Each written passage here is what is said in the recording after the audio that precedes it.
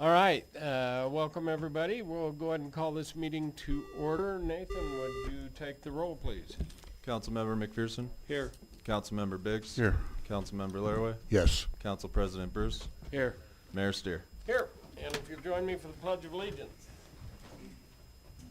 I pledge allegiance to the flag of the United States of America and to the republic for which it stands, one nation, under God, indivisible, with liberty and justice for all. Very good, thank you. First item is the consent agenda. Questions or comments? I move we approve the consent agenda as published. Second. Motion's made and seconded for approval of the consent agenda. Is any discussion on that motion? Nathan, would you poll the council, please? Councilmember McPherson, Yes. Councilmember Biggs, Yes. Councilmember Laraway, Yes. Council President Bruce. Yes. And that motion carries. That takes us to public comment. I had a couple of people sign up. Cindy Geeson, you may take the microphone and state your name and address for the record, please.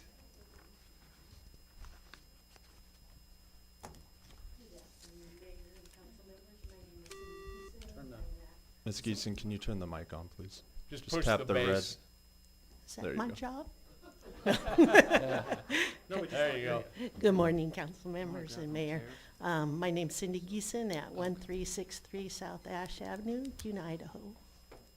And I just wanted to come up and once again say what a beautiful job you did in our parks and on our main street with your lighting. That's greatly appreciated. And I love it, and it's better than a lot of little cities like us. Well, we're semi-little. I also wanted to point out I was going through the packet, and I noticed that there's going to be some decisions made that we can't speak on, and one of them addresses lighting, some plans that you're making for the future, and in particular, it's the lighting on our greenway. Greenbelt? Yes. Greenbelt, and also downtown. Before you make a decision on that, I ask that you go out and you look at our lights downtown. And what they are is they're fairly good dark sky lights where they're shielded, they aren't hard on your eyes. And then go out and look at the Greenbelt, and everybody knows those are super bright, and they probably disturbed the birds and things around there. And I see that you're planning the same kind to continue on that. So just ask that you go look at the difference, look at the glare there, the disturbance, and you could do a lot better job than what you're proposing to continue to do. But Okay. thanks for the Christmas lights. Right. Yeah, the Parks Department, they take a lot of pride and they're very, Yeah, the candles are cute, but they aren't efficient. yeah, very good. You can do a lot more light with less. All right, point taken, thank you. I can't read the last name here, but Len?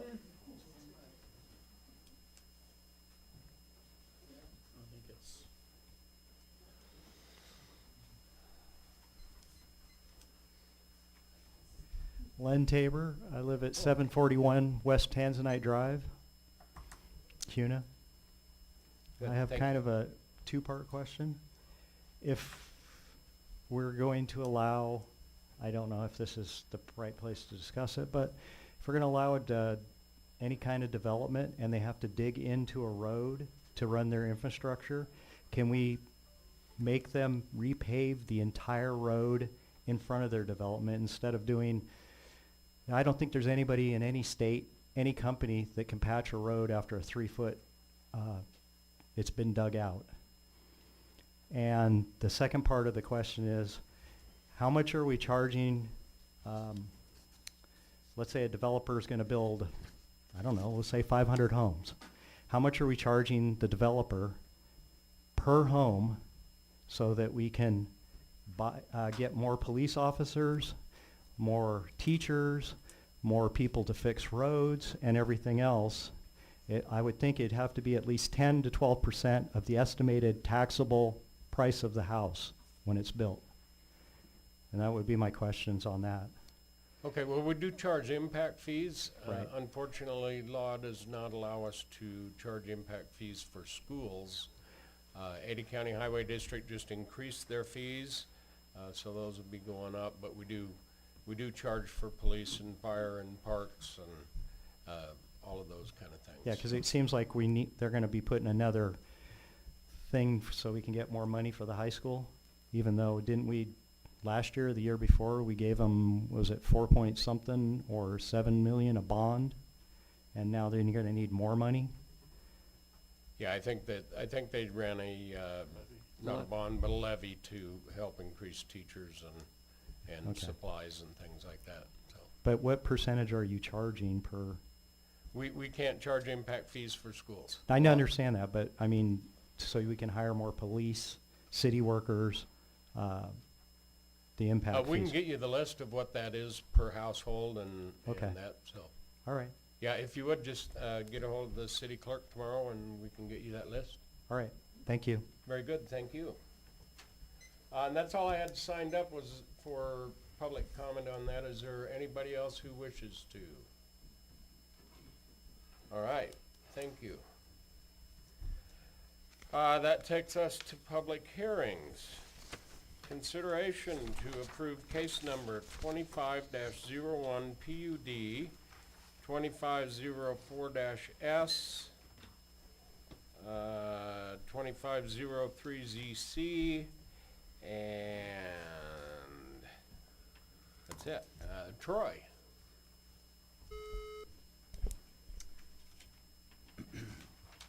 Good evening, Mr. Mayor and the members of the council. For the record, Troy B. Hunan, CUNA Development Services Department. The applications before you this evening are requesting a PUD, which is a planned unit development, a preliminary plat to accompany that, and approval for those over about 242 acres. And there's also a request for a rezone for approximately 4.3 acres, and all of this land is already in the city limits. This was annexed into the city in 2009. They are using and proposing, or they're using the current zones that are already on the property, which are public, R6, R20, C1, and C3. The preliminary plat proposes to subdivide the lands into approximately 1,495 residential units, multiple common lots and common driveways. They are proposing a school site, a fire station, a city park, all in compliance with the recently approved development agreement modification that this body of decision makers made last November in 2024. The site is adjacent to Meridian Road between Hubbard Road and Columbia Road. The city's comprehensive plan identifies the subject property as mixed use and medium density residential on the city's future land use map, and the application complies with the future land use map, which we also call the FLUME. Staff would like to just take a moment, if you'll indulge staff, with a little highlight and the history on the parcel and the project, because it does stretch back a long way. The project originally came before the Planning and Zoning Commission as a PUD, a rezone, a pre-plat, a special use permit, and design review application on August 28, 2008. And it was continued until September 11, 2008. The application was approved by the City Council January 20th of 2009. In 2008, the developer proposed the C3, C1, the R6, the R12 zones, and that also included senior and assisted living facilities.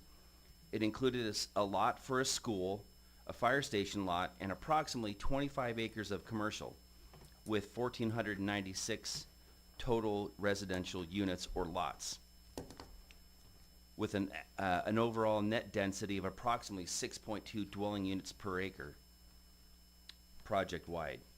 A development agreement was also crafted and agreed to and would be recorded with the county recorder's office in April of 2009. The project was annexed into the city limits in March of 2009. The project was acquired by the current owner approximately in 2019. On October 15, 2024, the development agreement went to City Council, this City Council, applying the public hearing process in order to modify the project to move the fire station and the C1 commercial in the northern part of the project to a more appropriate location that functions better for the public and also for the CUNA Rural Fire District by removing, and also removing the senior housing requirement to an age restriction for just the R20 zone. The City Council determined the project does meet the city's mixed-use goals, and on November 19th, 2024, the City Council approved a development agreement modification request, which included a project infrastructure condition providing a corridor for the future upcoming Mason Creek Sewer Trunk Line project. The applicant proposes a rezone of approximately 1.4 acres of public to C1 and to rezone approximately 2.89 acres from C1 to public for purposes of the fire station.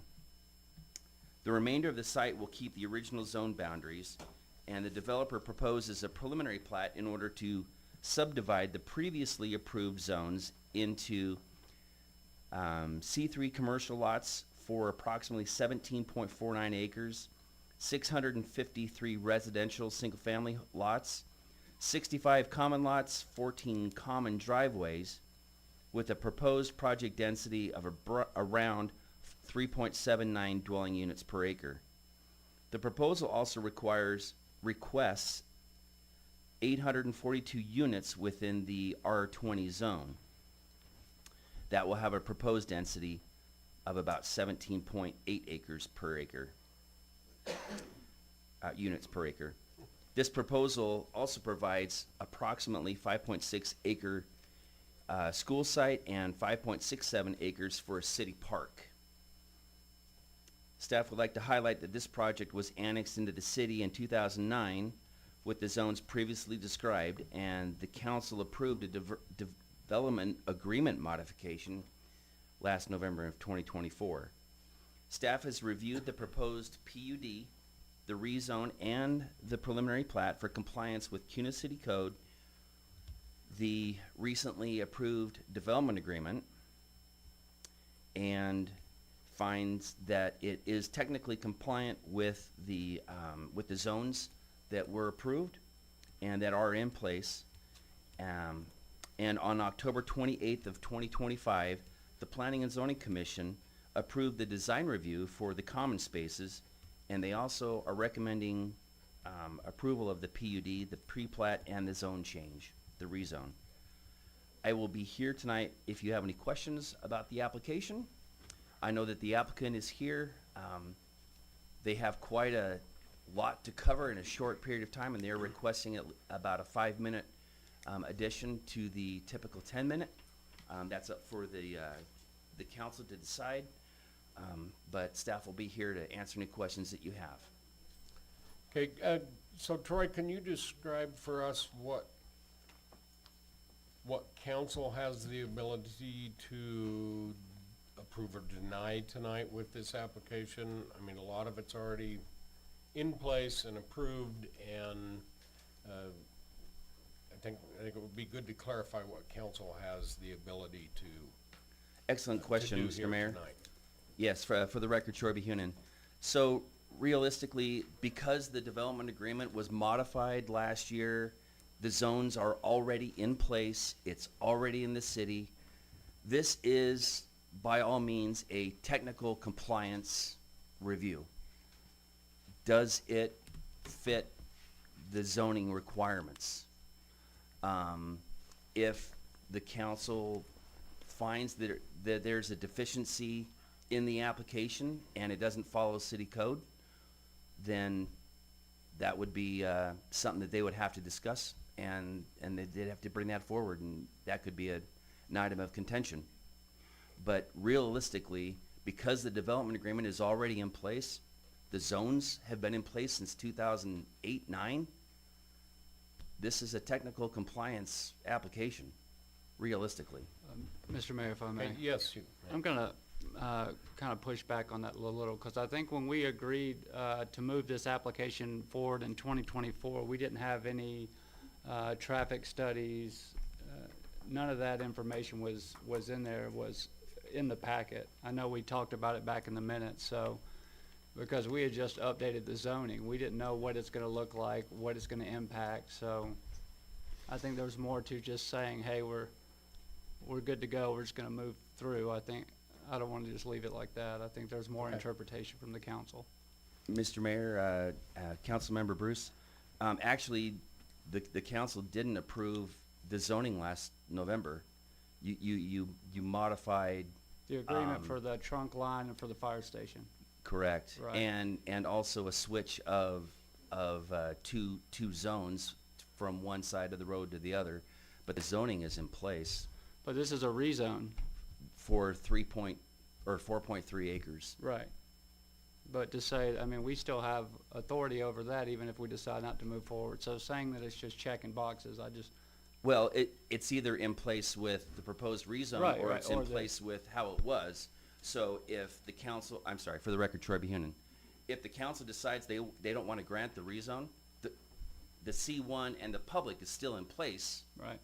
as it was Right, proposed. I mean, I just wanna Okay. clarify that, right? Yeah, I get your point. Yeah. Good, thank you. I just thought it'd be Sure. good to clarify all that before we get too deep here. So- Well, Sure. and I kind of feel like that is saying, hey, you guys you don't have nothing to do up here, just look at it and move on. That's how that felt to me. Sure. So I think we should be aware that we make the decision. Yeah, what's the point of all the other stuff, I guess? Right. The Okay. submissions. All right, so so the applicant has requested extended time, is council in favor of that, or, I don't mind. It's fine, yeah, it's a big project, let's hear it. all good? Okay. Councilman right. Laura, you good with John, you good with the extended time? He's deep in thought. 15 minutes? Okay, 10 minutes? 15. Yeah. Okay, He All was right. reading. so if the applicant would like to present, And you can control the mouse on the podium. Okay, thank you. Thank you. Good evening, Mr. Mayor, members of council. My name is Stephanie Hopkins with KM Engineering. Our address is 5725 North Discovery Way in Boise. I'm here representing the applicant and property owner developer on Napa Vineyard subdivision. We've been working on this project for a long time, so I'm very excited to speak with you this evening about it. And I think it'll be a really great benefit to CUNA. I do have Sonia Delyden with us. She'll be here to cover some of the traffic specifics, and then the developers here, as well as other members of our development team. So if there are any questions that arise that I can't answer, I will look to my support group. Thank you to Troy for the presentation. He's been very helpful throughout this process. We really appreciate working with him, and I will kind of fill in any gaps and try not to repeat too much. So Napa Vineyard subdivision, as Troy mentioned, was annexed and zoned in 2009. At the time, a lot of this wasn't developed, so many of these subdivisions and a lot of these zoning districts weren't in place at that time. But since 2009, a lot has happened in CUNA, and this is now an optimal place to develop. It would be considered infill development at this point because it is adjacent to so many things that are annexed and zoned and currently developed. So we are requesting a preliminary plat with a variety of single-family residential lots, a park lot, a school lot, fire station lot, and commercial lots. The multifamily portion of this development will be included at a later phase. So the lots that are included for that are not included in our total lot count.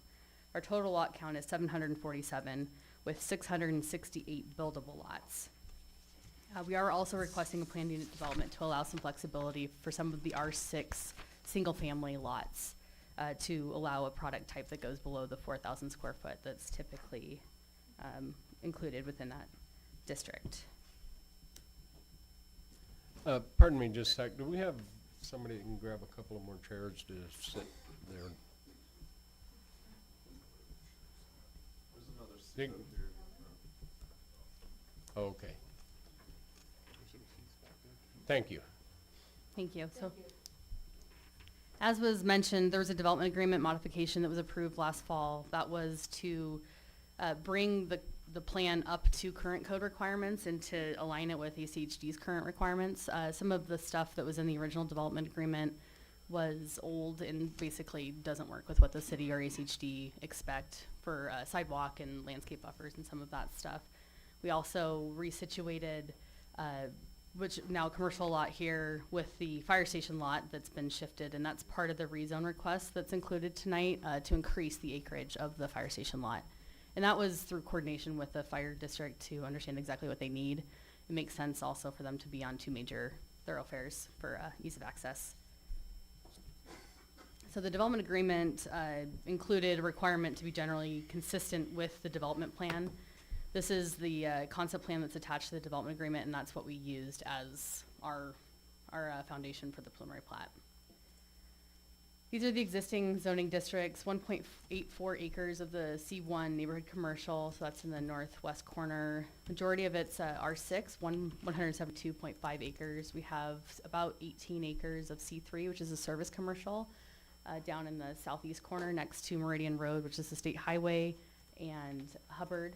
And then the R20 district is the multifamily density residential or district that would allow for the multifamily units that we're not proposing at this time. So this is the preliminary plat, our layout. There are 747 lots. One C1 lot that's up here, that'll be kind of an ancillary neighborhood serving type of use. We don't have anything determined yet. The fire station lot, which is that public zoning district. There's a school lot and a park lot. So this is the CUNA School District has the right of first refusal on this. And it could potentially develop into another public school if they aren't able to get funding to develop it. There are 655 buildable lots within the R6 district, the medium density district. 375 of those are your standard single family residential detached lots. We have 24 courtyard lots that are just north of the school, a little bit smaller, kind of with shared driveways. And then we have 254 what we're calling parkside lots, and those are the lots that go below that 4,000 square feet on occasion. We have a portion of those that do.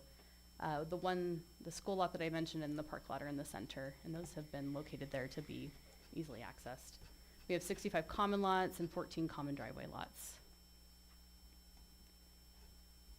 Open space and amenities exceed the requirements. We have 18.7% of the overall site is open space. That's about 45 acres of the overall 242 acres. We've centrally located a park here that'll have a clubhouse with pool. And then there's a dog park with some dog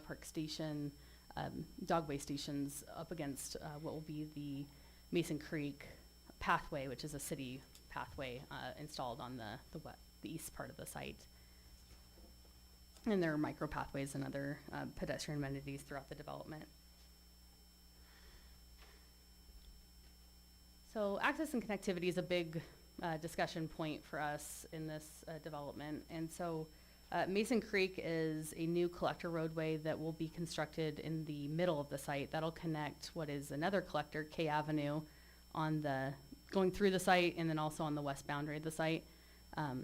K Avenue connects from Hubbard to Columbia, and Mason Creek Road connects from State Highway 69 Meridian Road to K. So those will both be constructed as part of this project. Hubbard Road is a principal arterial that's on the south boundary, and Columbia Road is also a principal arterial on the north boundary. Those roads are intended to move a decent amount of traffic, and they will be extended to 5 lanes. So the traffic impact study, well, let me go to the So I might have Sonia come up and talk about this slide, which is the overview of the transportation study. Kittleson did a comprehensive traffic impact study that's been accepted and reviewed by ACHD and ITD. So you want to come up and talk? Thank you, Stephanie. I'm Sonia Delyden with Kittleson and Associates, and as Stephanie mentioned, we completed the traffic impact study for the development. We assumed a 10-year build-out scenario, so we studied up to the year 2035 in this traffic study. As this slide shows, we had 12 overall study intersections, so essentially studying State Highway 69 from Lake Hazel down to Deer Flat, and studied Linder Road, Hubbard Road, Deer Flat Road, and then K Avenue as a new collector, as well as where it is an existing collector. And then in addition, we studied 6 roadway segments in addition to those study intersections. As Stephanie mentioned, the study has been reviewed and accepted by both ACHD and ITD, and they have also issued conditions of approval and staff reports for this development. Maybe I'll skip this slide and go to this slide. This slide has a lot of information on it, so not expecting you to read this in detail, but just wanted to highlight, I think, some of the key transportation mitigations and improvements that are going to be going in along with this development. So, as Stephanie mentioned, constructing 2 new collector roadways, one K Avenue between Columbia and Hubbard, and then Mason Creek from Meridian Road, State Highway 69 to K. Mason Creek will extend through to Linder as well in the future when that property develops. You can see here there's numerous traffic signals and or roundabouts that will be constructed. K and Columbia, K and Hubbard, State Highway 69 and Mason Creek. So those are all new traffic signals. And then I won't go through them all in detail, but there'll be numerous additional lanes and turn lanes at most of these study intersections as well that have been conditioned on the development. ITD is currently in process of wrapping up a State Highway 69 study, and they do have plans to widen State Highway 69 to 3 through lanes, essentially from the freeway all the way down into Kuna.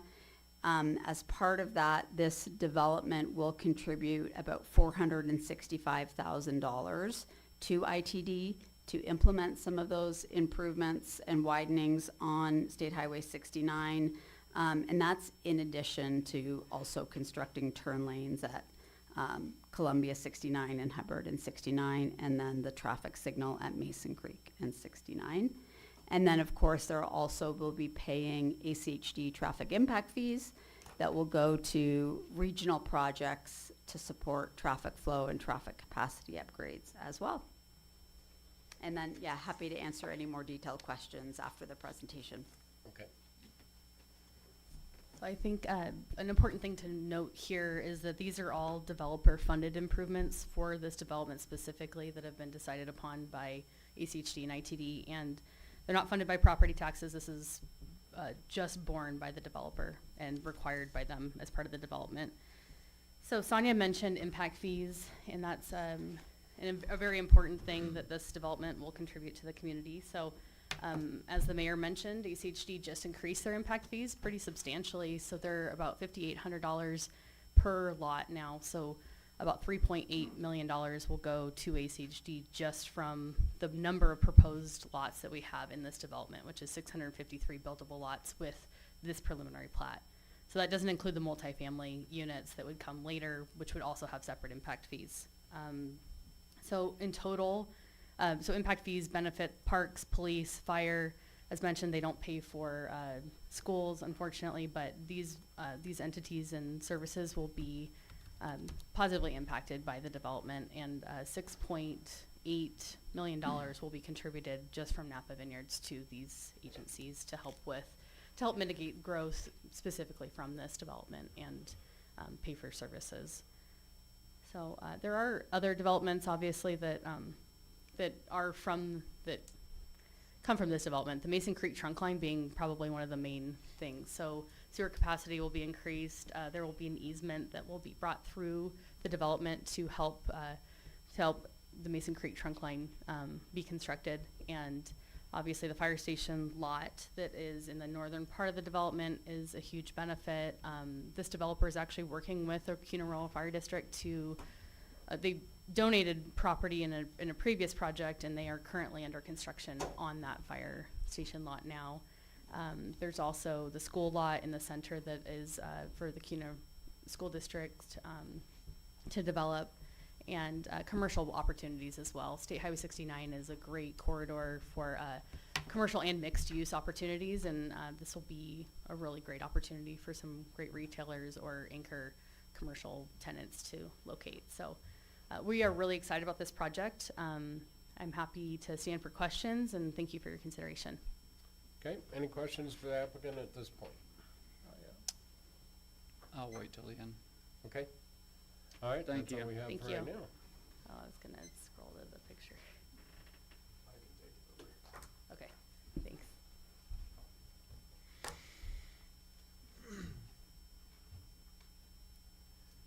All right, this is a public hearing. I've had some people sign up here to testify. Dave Splatt.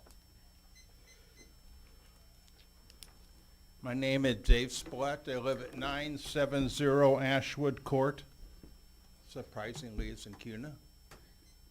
That was a joke. I'm very concerned about this, and I believe that this project is doing a great disservice to you, me, and all the drivers in this part of the county. You notice the traffic study didn't go north of Lake Hazel Road, but anybody who can drive knows that both 10 Mile and Meridian Road are way over capacity. And Troy was right, there's very little you can do about the zoning, but you can delay or defer building permits until there's sufficient roadway capacity. I didn't read the whole traffic study, but the numbers of the site-generated traffic is equivalent to an ACHD 4-lane roadway. And anybody can see that there isn't another 4-lane roadway between Cuna and the freeway. And ACHD makes it worse. They even doink that traffic circle. Doink is a technical term that we use for screwed up. The traffic circle was at Amity or Victory at 10 Mile. Anyway, and anybody can see that there's a long queue. Anyway, my point is that there's way more traffic than the roadway can handle, and the traffic study just acknowledged that they didn't look north of Lake Hazel Road, and anyone can see that those queues sometimes are 2 miles long. So you're doinking, there's that technical term again, you, me, and the entire city by proving this. I suggest that you go with your zoning, but you defer building permits until there's sufficient roadway capacity. And that's the end of my presentation. Okay. I'll show up next time, Mayor, because there's another a similar traffic issue that ACHD identified that they're blaming on the city. So, but this isn't the place for that. I'll come next time. Did I say everything clearly? Okay, Do any you need help? questions for Mr. Splatt? No, thank you. No, sir. Thank you, Mr. Splatt.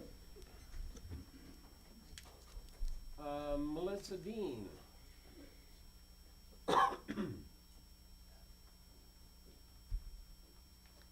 Good evening, Mayor and City Council members.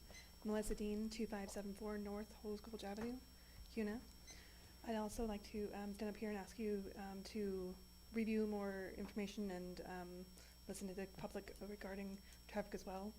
The current roads obviously are not well in capacity, but, and I didn't read the traffic study, but I didn't see anything presented about the timeline. The timeline does not say when they were going to update the roads. So if they're going to continue to build homes and not update the roads, that's going to be a huge disservice to all of us. The infrastructure currently doesn't even have sidewalks on either of the roads, Columbia or Hubbard.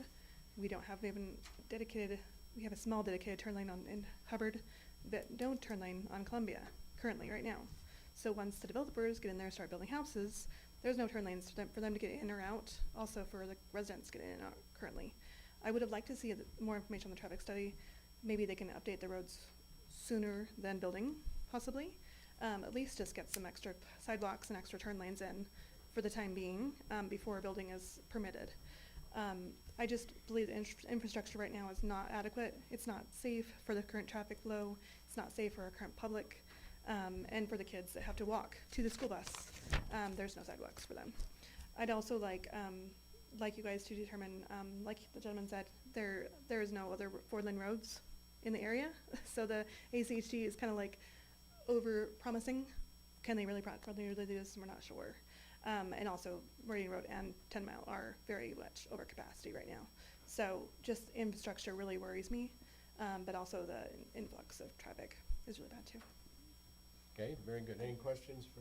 Thank you, Ms. Dean. Thank you very much. Cheryl Perkins.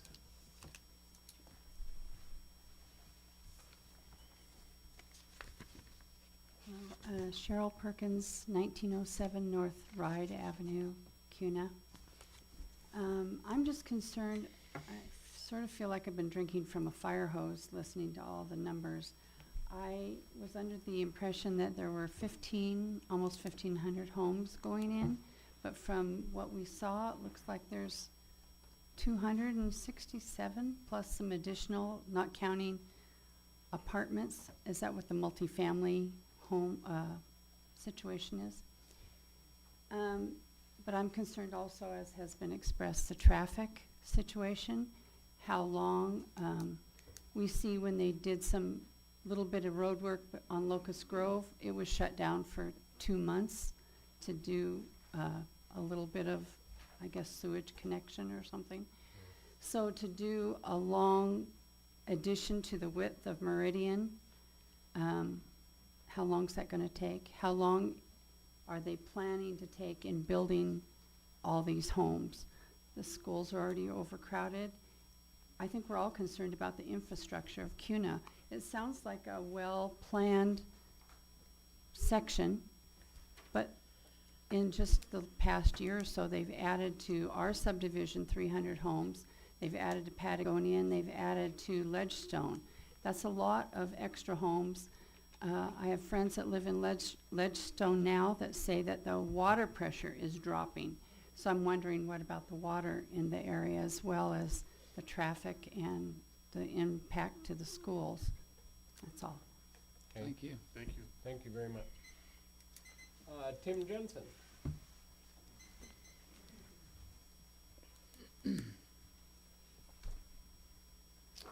Tim Jensen with Cuna School District, 711 East Porter Street here in Cuna. I just want to come up and first, we appreciate the partnership with the developer and taking into consideration the impact that this is going to have on schools by donating the lot. And the other pieces that are always concerns for us is when it comes to the transportation piece. And with the things that were presented, obviously school buses, can get in and out adequately. We don't go into subdivisions anymore, so with the mid-mile road and the other ones being built, it would allow our buses to get in and out. And so, but we just want to come up and, show our appreciation for the partnership and stand for any questions. Okay. Yes. Questions for Mr. Jensen? Yes. School buses do go into subdivisions because they come into mine. Some of our special busing, I'm and I I'm thank just you for saying. clarifying, yeah, some of Yes. our special busing. The elementary school bus comes in there. The second thing I had a question on is, and we, Councilman Bruce has brought this up before, this letter of partnership, it doesn't give you capacity. It gives you items. So I'm curious why the school district claims partnerships when you get items out of it. You get a bus, you get a lawnmower. I don't understand that. Yeah, and as I've explained before, we have one avenue to increase capacity, and that's by passing bonds. But we also, the growth is here and it's coming. It's already hit us, and so we have to also address not just facilities, but we've also got to address, different capital projects like expansion of parking lots and different, fencing and AC issues going on in buildings and stuff like that.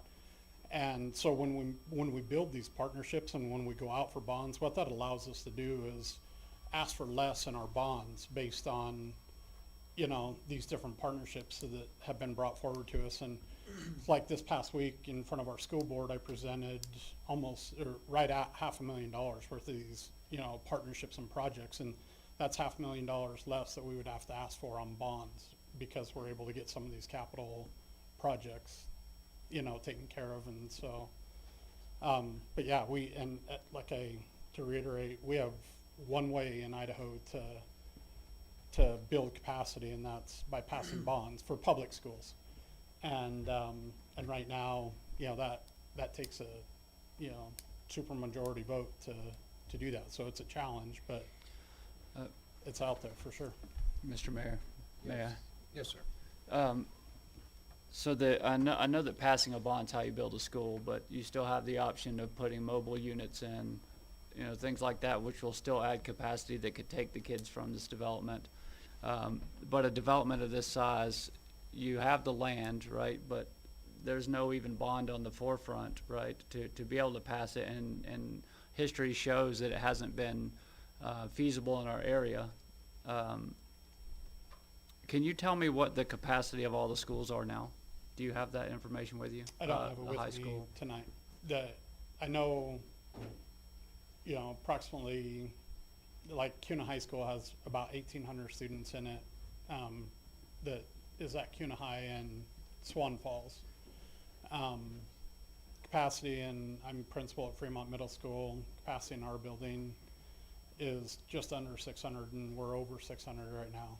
And so, but yeah, we understand that, and right now, there's kind of, in our district, there's kind of a hold on a lot of things because we're in the process of hiring a new superintendent. Right. And so, you know, that's one of those things, the new superintendent comes in and might have a different idea about a lot of things. And so there, you know, some of these things as far as bonds and stuff like that,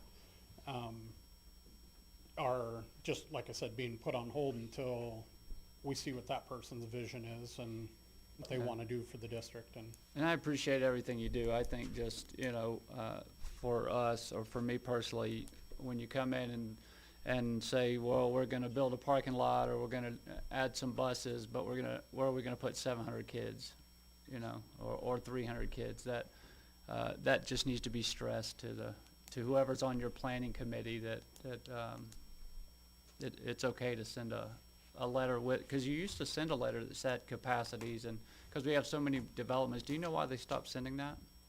And I don't, this letter was sent for No, this the- project, was sent before Yeah. I took over this position, and so I'm not sure why Well- that wasn't included in the, Well, they used to send letters that said, hey, these are all the developments that are outstanding, these are do you know why they stopped sending those? You remember those letters, right?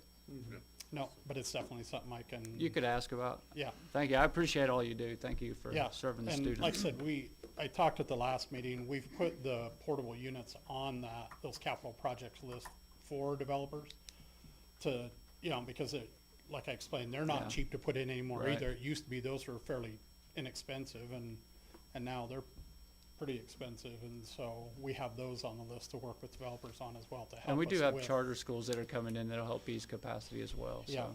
Thank you. Yep. Thank you. Yes, Councilmember Biggs. So, thank you for coming again, Tim. And so I'm just looking at the numbers that that was provided, from the letter from, August the 22nd. And, it's concerning to me, even if you use a 0.5 calculation for 1,495, once it's fully built out project. Right. Also taking into the account of there's gonna be charter schools to offset a little bit. Even if that's half that number, that's still gonna take us way over 100% for the entire school district. Right now it says 90%. KHS is 110%, Fremont is 105%, and then it just goes on, so. So understanding that we do need a bond to pass, I really hope the partnership is very significant. Yeah. Because we need to do something to address the capacity, as you've acknowledged, so. And believe me, nobody knows that better than, you know, or everybody working in the district, and so, yeah, we hear you, believe me, and so, And we hear you. I mean, yeah, It's we- reciprocal. we appreciate that. Okay, My turn. Councilmember McPherson. A lot of developments, you know, and I don't know if it's an attempt to do a tax write-off for them or if they're truly concerned. But a lot of developments try to give the school a site or, you know, whatever. Is this an actual area where you see feasible for a development to go? I know there's been others that you've turned down or you're sitting on what to do with them, you know, whatever. Is this, to me, it seems like a very good location for one, especially with all the, you know, to the south of there, you've got all the Greyhawk, all that, you've got Patagonia over there. And this, is this a feasible site for you guys to accept? And just to clarify, you're asking for like a feasible school site Yes. location? But probably an elementary based Yeah, on the size of yeah, the lot. this, especially in elementary school, this site isn't large enough to put a middle school or a high school on. Right. So it'd be an elementary, and two of the main schools that elementaries this would help out would be Silver Trail and Reed Elementary, which are historically always at or over capacity, and so this is kinda, where this is located, obviously it would require rewriting boundaries, but we would do that, and it would take some of that pressure out of Silver Trail and Reed both, and so. Good, okay, thank you. Okay, anything further? No, sir. Thank you. All right, very thank much. you. Appreciate you. Cindy Geeson.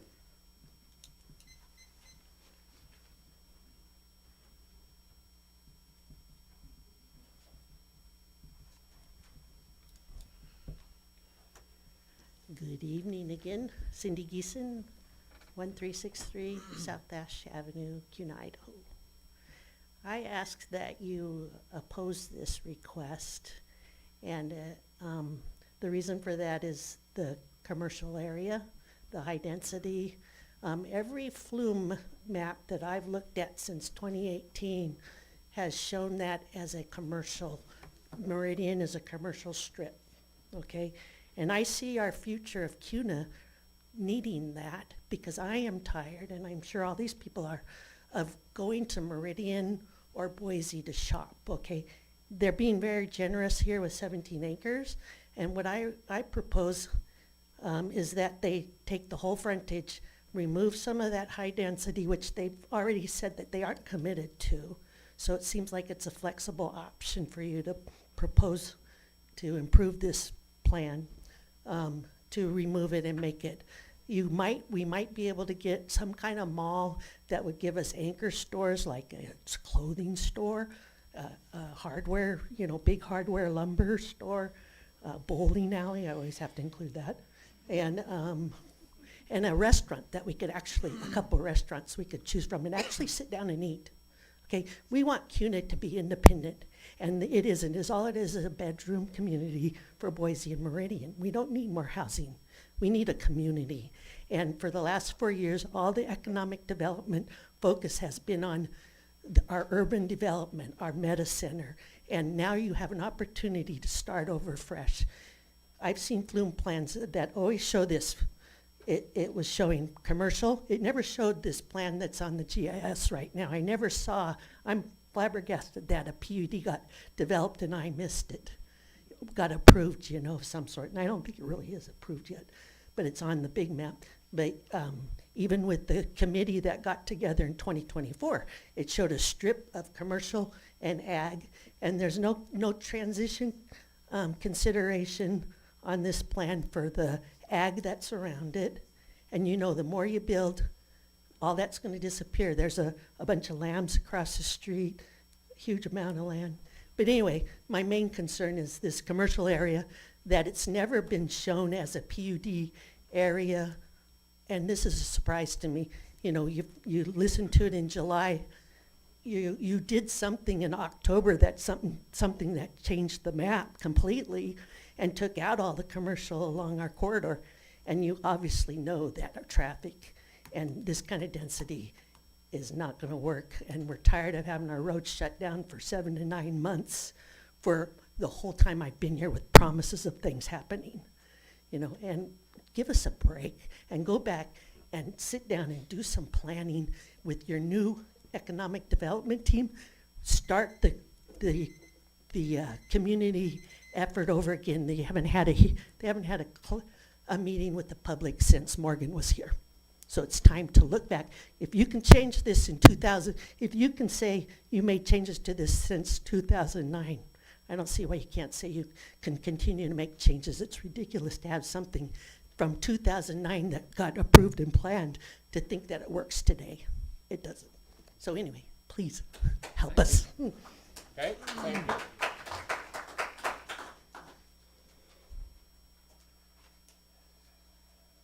Jan Czar.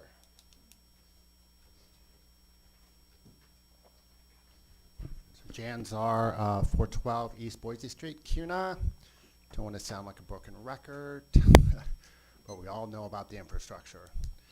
And I think it was a couple months ago that we had, and maybe it wasn't even a couple months ago, when we did have ACHD come in and they talked about Meridian and all the improvements that would be happening. But that was 2036, 2040, when those things might be approved, but they really have kicked that can down the road. So I know there's a lot of impact fees that come to this, but also it goes into the general fund. And when ACHD sees that, there's another project that is more important. We heard about this during, I think it was Valor Community was here, and they were talking about, is it Locust Grove there, right? So that is another corridor that has been promised that they were going to widen, et cetera, and that has been kicked down the road too. And they've just approved some sort of fare through that's running out to Micron. So anyway, those are my thoughts. I'm real concerned about the infrastructure more than anything at this point. So, okay. Okay, That's all. appreciate Thank that, you. thank you. Thank you. David Wardell.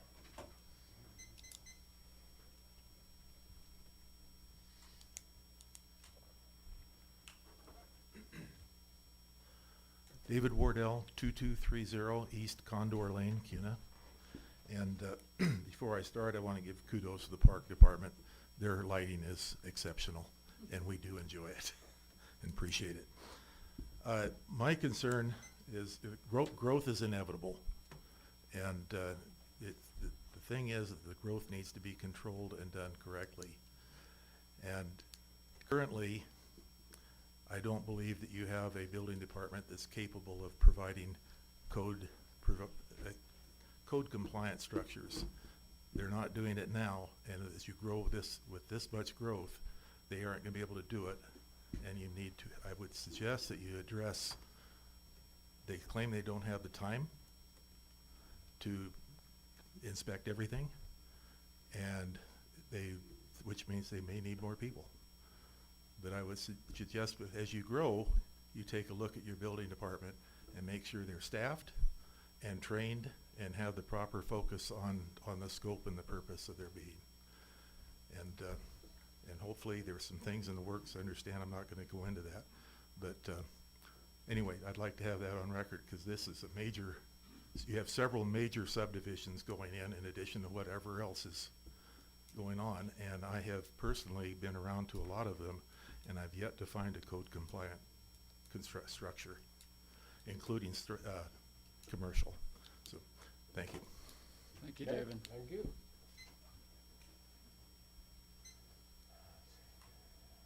Michael Rocco.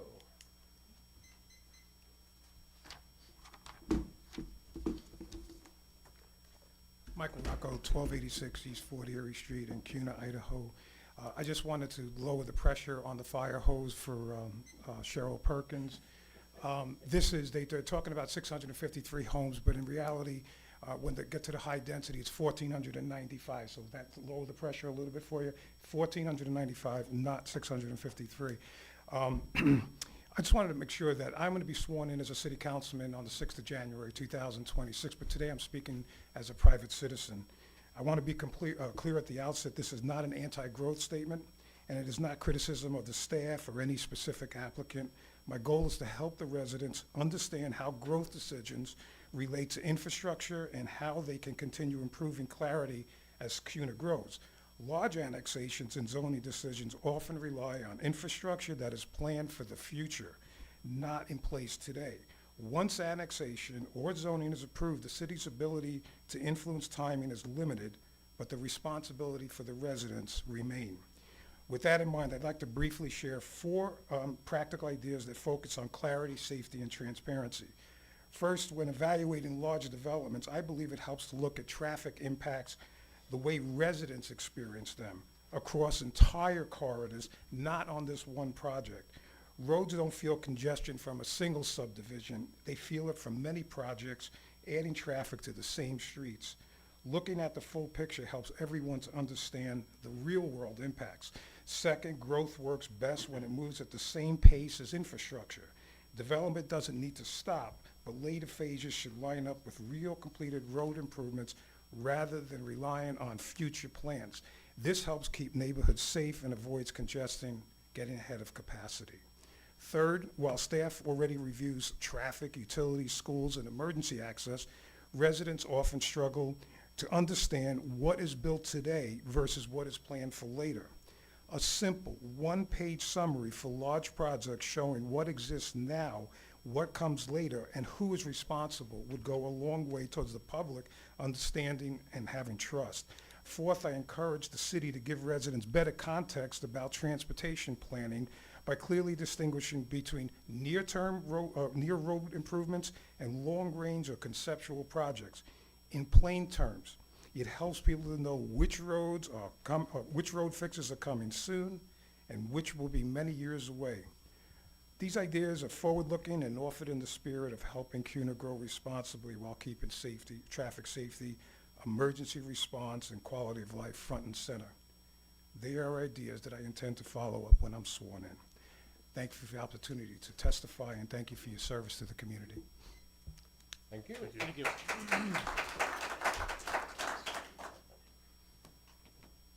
Let's see, David Crawford, did you wish to testify?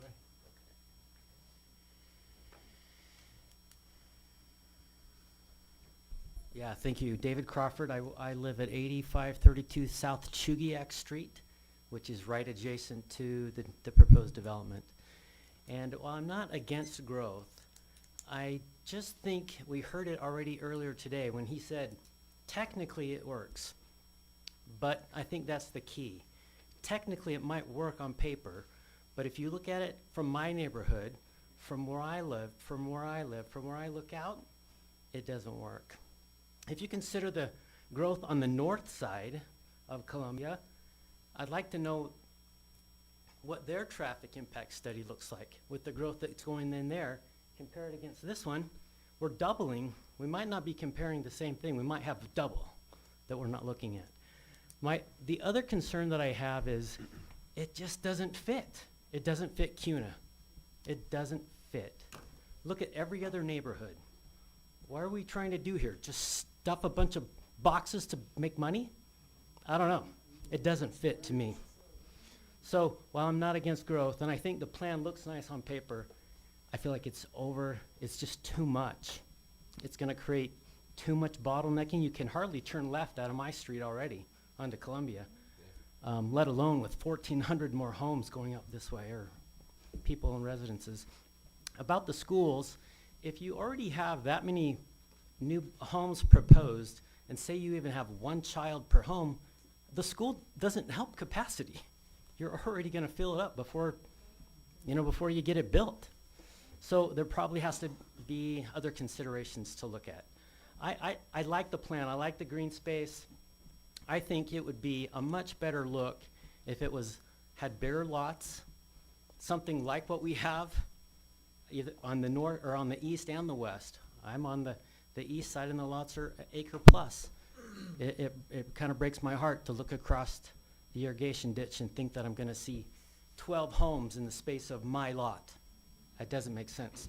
It just doesn't fit. It doesn't feel right. Thank you. Thank you.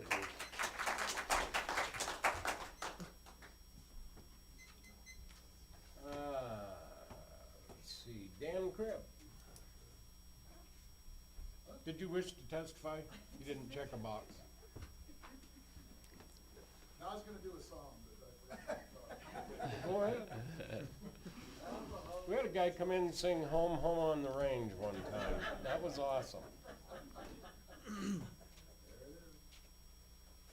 right, that's all I had signed up to testify. Is there anybody else who didn't get a chance to sign in who wishes to? Okay?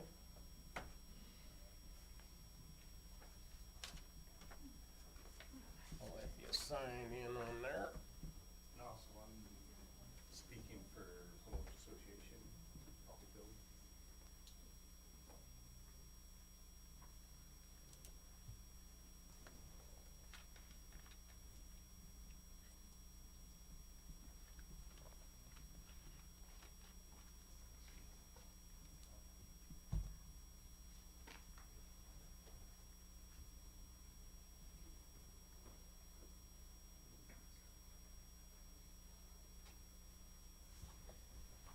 Was there anybody else? Okay, thank you.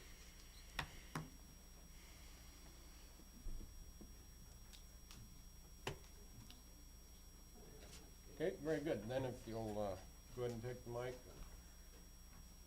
Oh. I think there's another gentleman from the city that wants to also, he's just not aware, he's not familiar with the process. Yeah, if you want to sign in, you certainly can.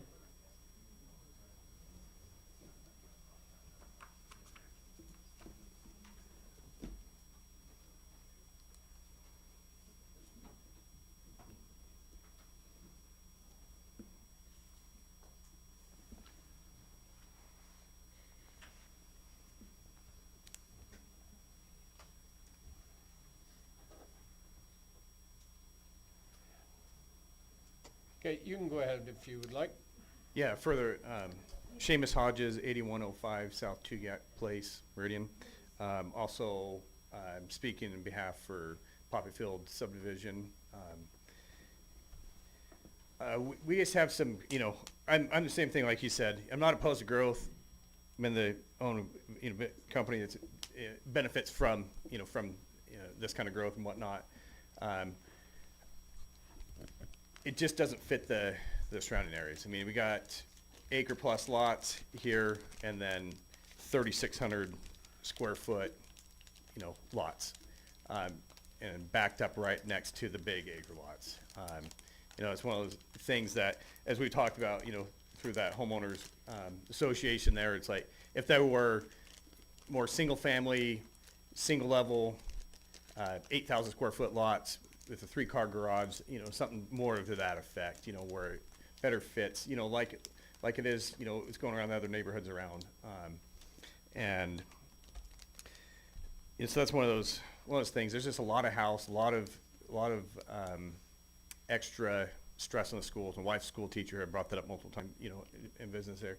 And I know it's a state at the state level that way. And so, but if we don't speak up and say something, nothing's ever going to happen on that part. And I get being, you know, as a developer, you know, I get his struggle that way too. He's, you know, we're all in the same boat that way, trying to figure this all out. And something's got to happen to get it figured out and with it, because, you know, my wife's first grade teacher, Silver Trail, and it's extremely frustrating amount of, you know, kids they got to deal with, and they don't have enough staff to help out with all, especially with special needs now coming into schools.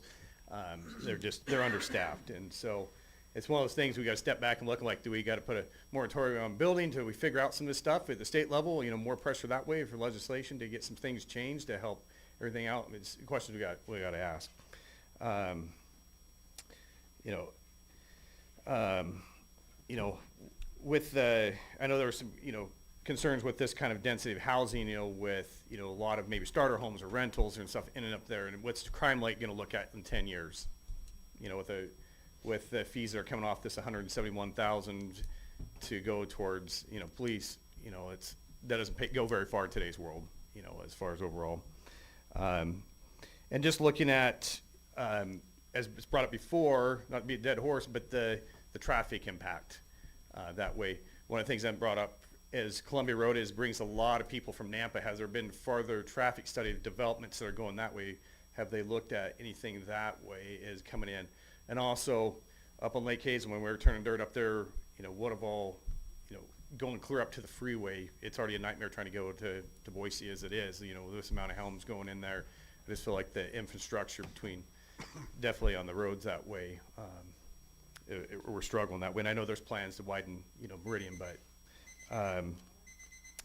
and what about our wells? You know, we have private wells, you know, have there been water studies done? I know we're doing injection wells in Boise trying to make up for, out by the airport, trying to make up for water that we're lacking here with the amount of homes going in. We look at that, have we,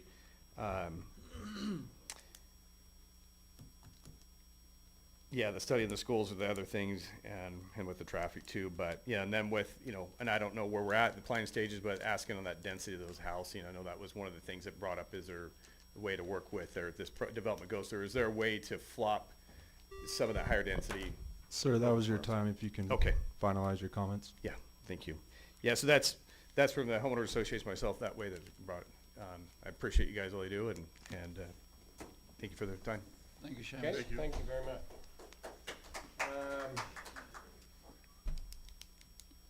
Gail Czar.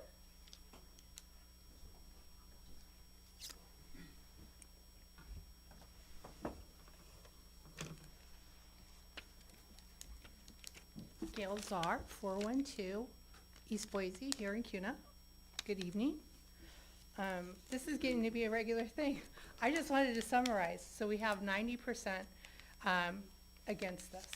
And we heard from the first gentleman who left that you can't deny it, but possibly you can delay it.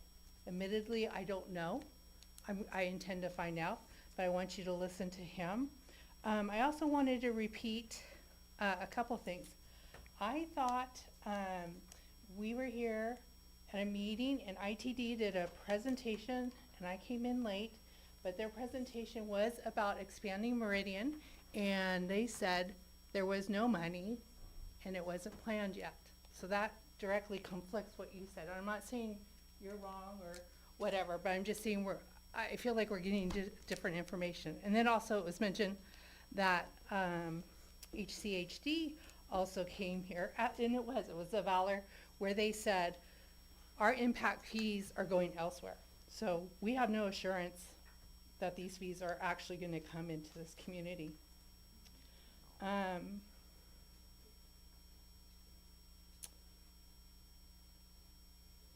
Also, with the school, I would also like to hear about capacity. I think that should probably be something that the council requires when they're making these partnerships.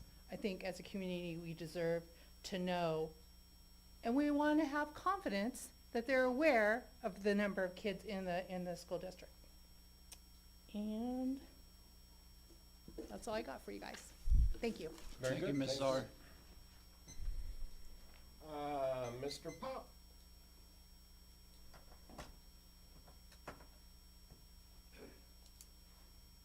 Good evening, my name is Eli Pop, and I live at 8171 South Chugiak Place.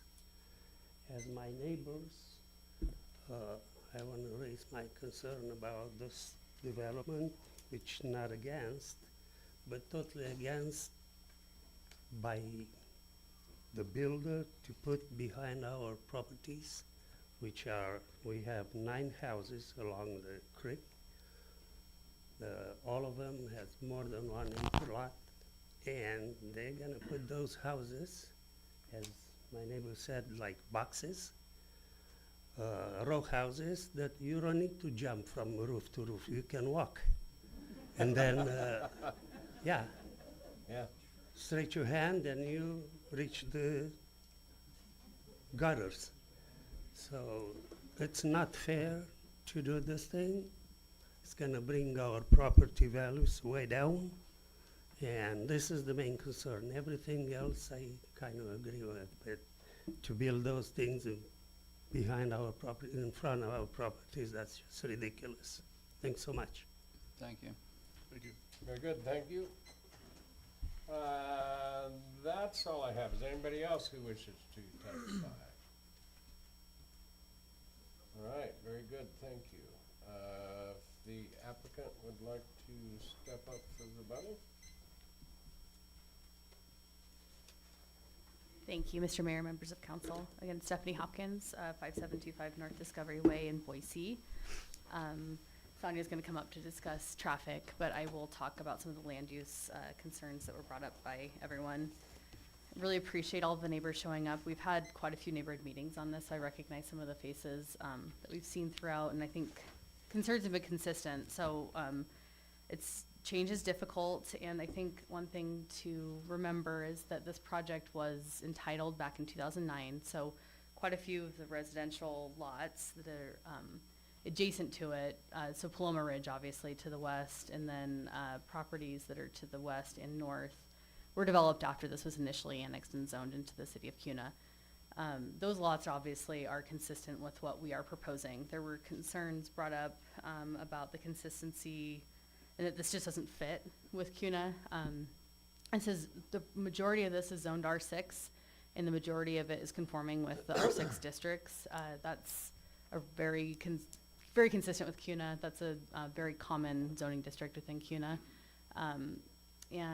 We've done the best we can to buffer in areas. I was gonna show you a little diagram we put together. So the Chugiak properties are Ada County subdivision. I actually don't know when most of those homes were built, so I'm sure folks in the audience could.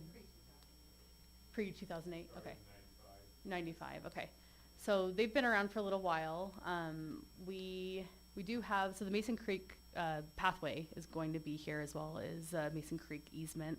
There's about 120 feet that will be just vegetative buffer between, including that pathway and the easement, between the edge of those homes that are on the western boundary of this Chugiak place. So that provides a decent buffer. And then the property, I have talked with Ginger a couple of times, and this property here, there will be about 300 feet of buffer between their primary residence and Mason Creek. I think they're obviously the most impacted by the proposed development. There's about 70 to 80 feet of vegetative buffer that will be between their property and the homes that are proposed on the western boundary. So we've done what we can to align with what was required in the development agreement, the concept plan, to make sure that we're providing the number of homes and the general layout that was proposed, and to provide a little bit of a buffer to those existing larger lots that would not be permitted if they were annexed and zoned in Kuna, or wouldn't likely develop in that manner if they were annexed and zoned in Kuna. One other, Mr. Rocco and Ms. Perkins came up and spoke about the number of lots. So Mr. Rocco clarified, yes, there are 653 single-family buildable lots proposed in the preliminary plat that you are considering this evening. The multifamily lots could potentially be 842. That is what is permitted in the development agreement that was approved. That is not what's being proposed tonight. That's an application that would go before Planning and Zoning Commission with a conditional use permit at a later date. That's a discretionary application. At that point, they would consider traffic, which would be an additional traffic impact study, among other studies will be required for that portion of the development. They'll consider a load of new evidence when that application comes in. This project is phased as well, so there are 11 phases proposed overall.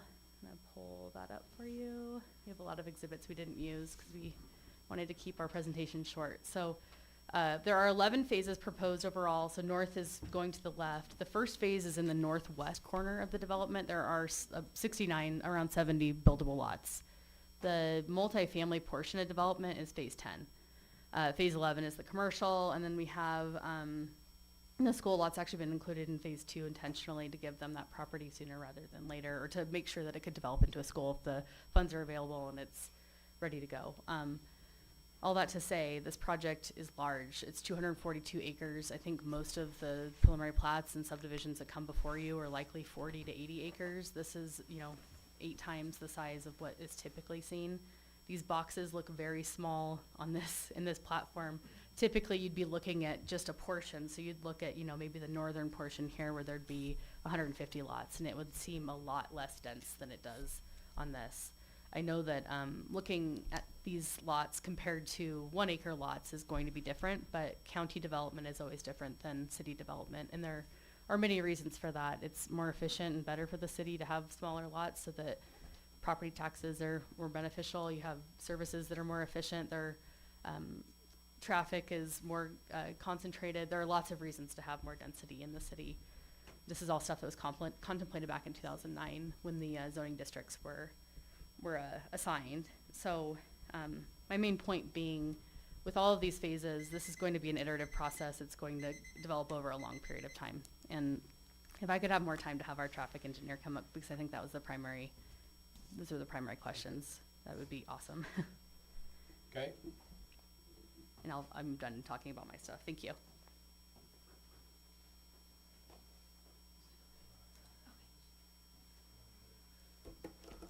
Thank you, Mayor, council members. Again, Sonia Delyden with Kittleson and Associates.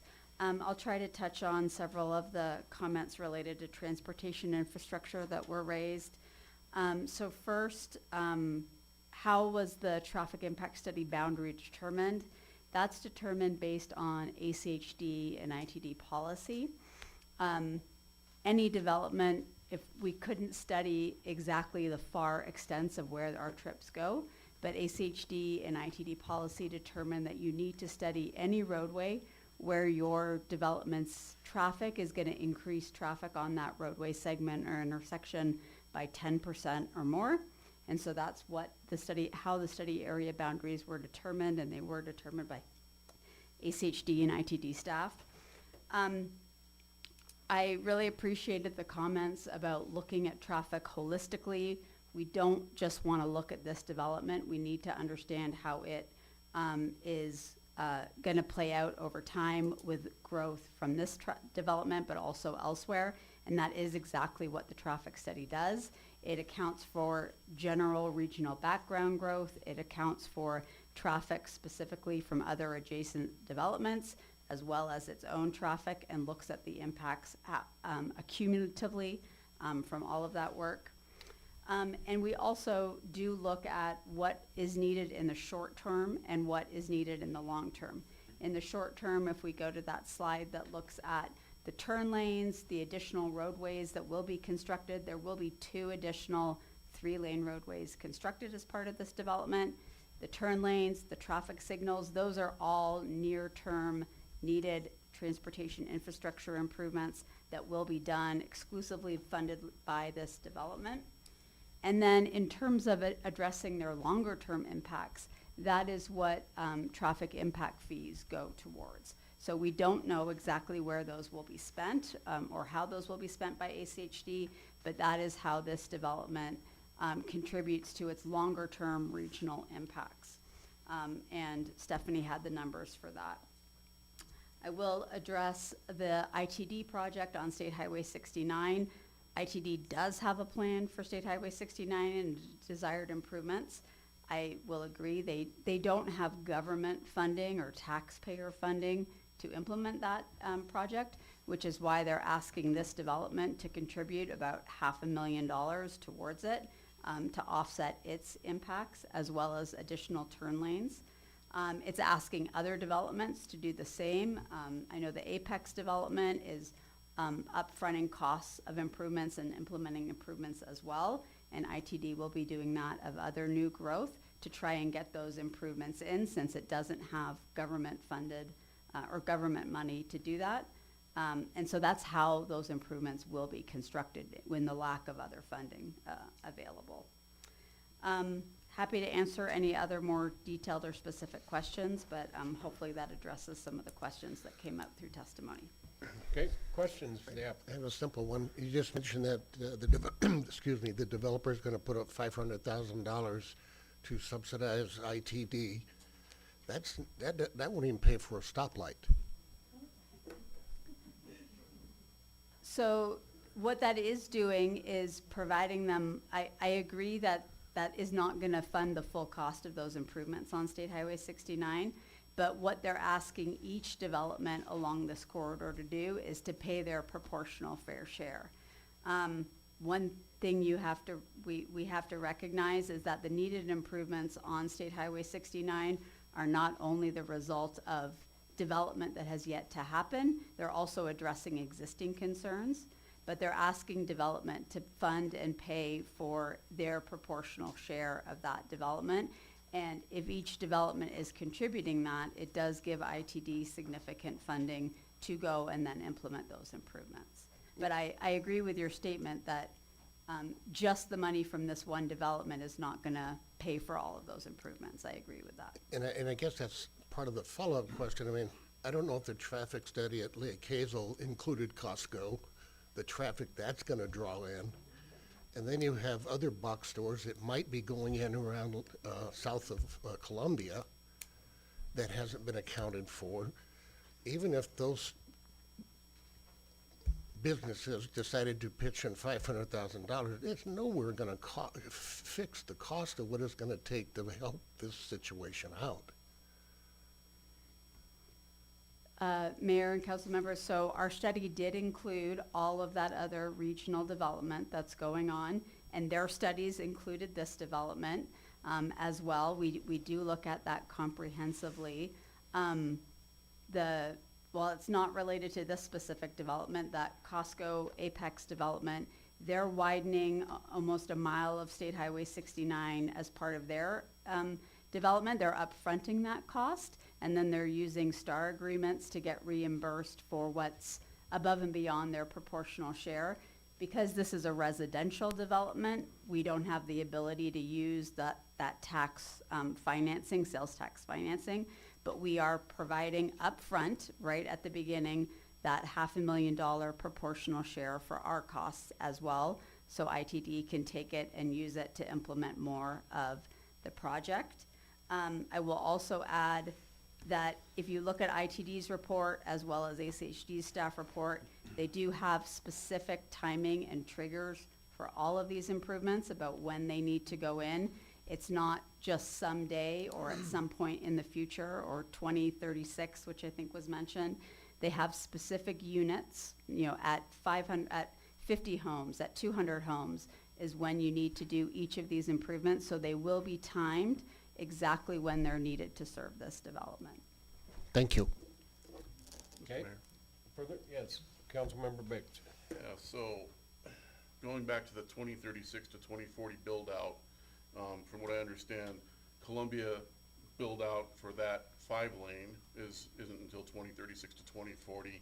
There's a 5-lane build out for Hubbard to Locust Grove in that same time period, but that's to the east. So Hubbard to the west, there is not a build out yet that I'm aware of. I may be wrong. There's a lot of details in here of a 5-lane build out on Hubbard. Maybe they don't have the right of way. I don't know. But that's a concern because it always seems like, in general, projects are more reactive as far as traffic and is more reactive than proactive. I think we could probably all agree a little bit about that. But specifically, I did want to I want to address the traffic study scope. We're going by, this is what the limits are. This is what ITD requires, this is what ACHD requires. I personally think, and I think there are some other people who stated that the impact of 1,500 homes eventually is going to extend far beyond Lake Hazel and also to the west. We haven't really talked much about going towards Nampa. There's quite a bit of traffic that goes that way. And then of course to the east. But we can only go with what I guess is in the legal limits that you cited your traffic study on. So I guess I really can't find any fault in that. I did specifically want to call out the Linder and Columbia Road intersection, where it says, typically the applicant would be required to improve the intersection of Linder Road and Columbia Road with turn lanes as recommended in the traffic study. However, there is not enough right-of-way available to accommodate the recommended mitigation, making this improvement infeasible. Therefore, no mitigation is required at this intersection. I understand it may not be required, but that sounds like a safety issue to me. If we're gonna jam that intersection, we just can't build out on it. What about, eminent domain potentially by ACHD? Is that something that can be required? I don't know if the city can require that, but recommend before we start building out and cause a problem at Linder and Columbia. That's all I have. Yeah, so typically, even if they use eminent domain, they have to pay for the right-of-way. So that's usually the holdup with ACHD or even ITD doing any expansion or improvements is they don't own the right-of-way and they don't want to use their funding to pay for the right-of-way. So until development occurs and they get the free right-of-way, they hold off on that. So that's how that typically works, and that's why because Columbia and Linder, that intersection it's just way short. It's hard for anybody if you're pulling a trailer and you try to get around that corner. Well, it's not an easy how many task, school- so yeah, how many that school- should have been done when they did the traffic light, but, And I was gonna say. but we are where we are, yes. Yes, sir. And I was gonna say also, how many school buses go back and forth between CUNA High and Swan Falls Right. via that intersection, and kids driving themselves, still a little bit of a concern on that particular intersection. Okay, was there further questions for the applicant, for the Mayor- council? No, I have none. May, Okay. may I Yes, you just may. clarify You may. and respond to I think there was a question in there. There was been discussion about the need for 5 lanes on Columbia and Hubbard.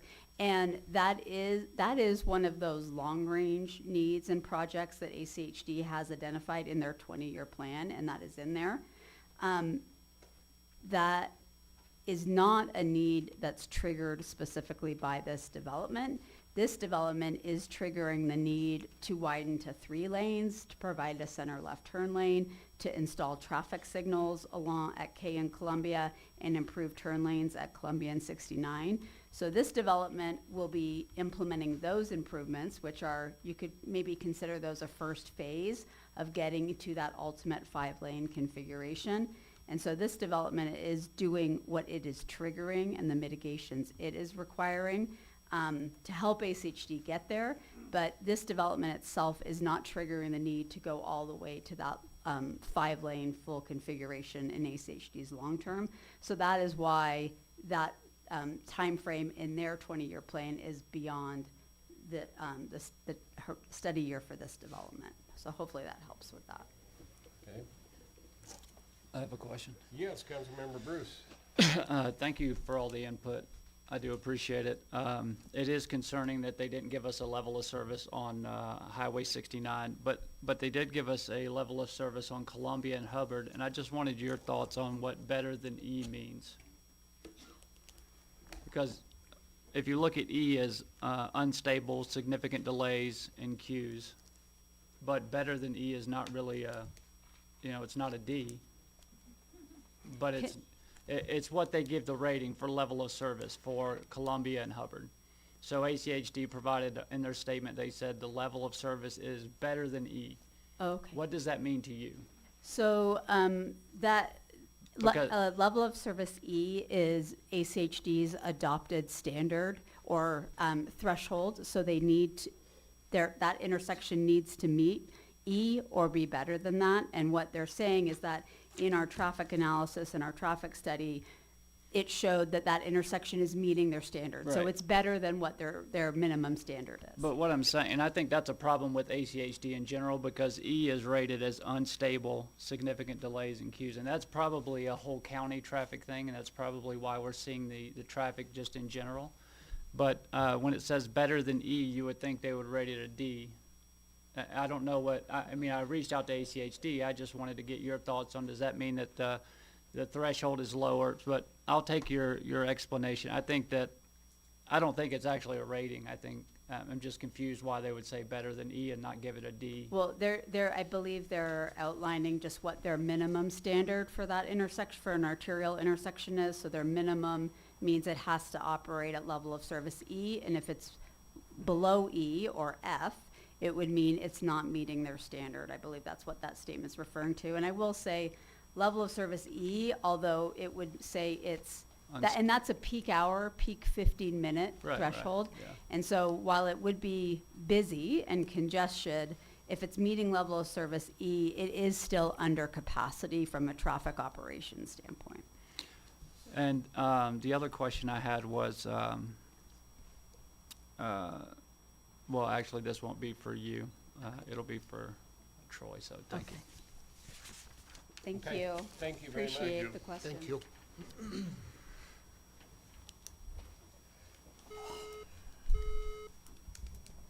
Yeah, you can go ahead and ask away if you'd like. Troy, what, on the Mason trunk line, have we secured the rest of the portions that we need to complete that project, other than this one? For the record, Troy B. Or Heenan. do we have other landowners that we need to work with to secure that trunk line?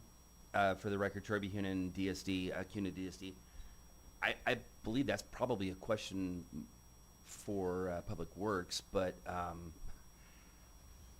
Are you talking in other Yeah, because relations to we this dealt with the project, or- Durant's portion of it, right? And we dealt with, now we're looking at this portion, what they're allocating to it. I know that there were more landowners that owned the property through there, so I didn't know. Usually when I ask Doug, he has the information, so maybe it's a Doug question and not necessarily unless you know, Adam. Good evening, Council President Bruce. Adam Wenger, City of Kuna, 6950 South 10 Mile Road. The remaining easements to service this, which would be Phase 3 of Mason Creek, requires securing easements from this developer in this development and another development. And then another party, another developer just north of this has easements through their land as well. So there's no more private ownership easements to acquire. There's two from two different developers, of which one is this developer and one is another, which is already under contract to continue building.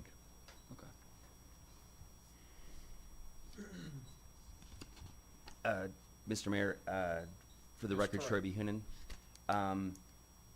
because Councilmember Biggs brought up this specific intersection of Columbia and Linder, it's important to note that the southeast corner of that is a commercially approved subdivision within the Paloma Ridge subdivision, which is moving forward.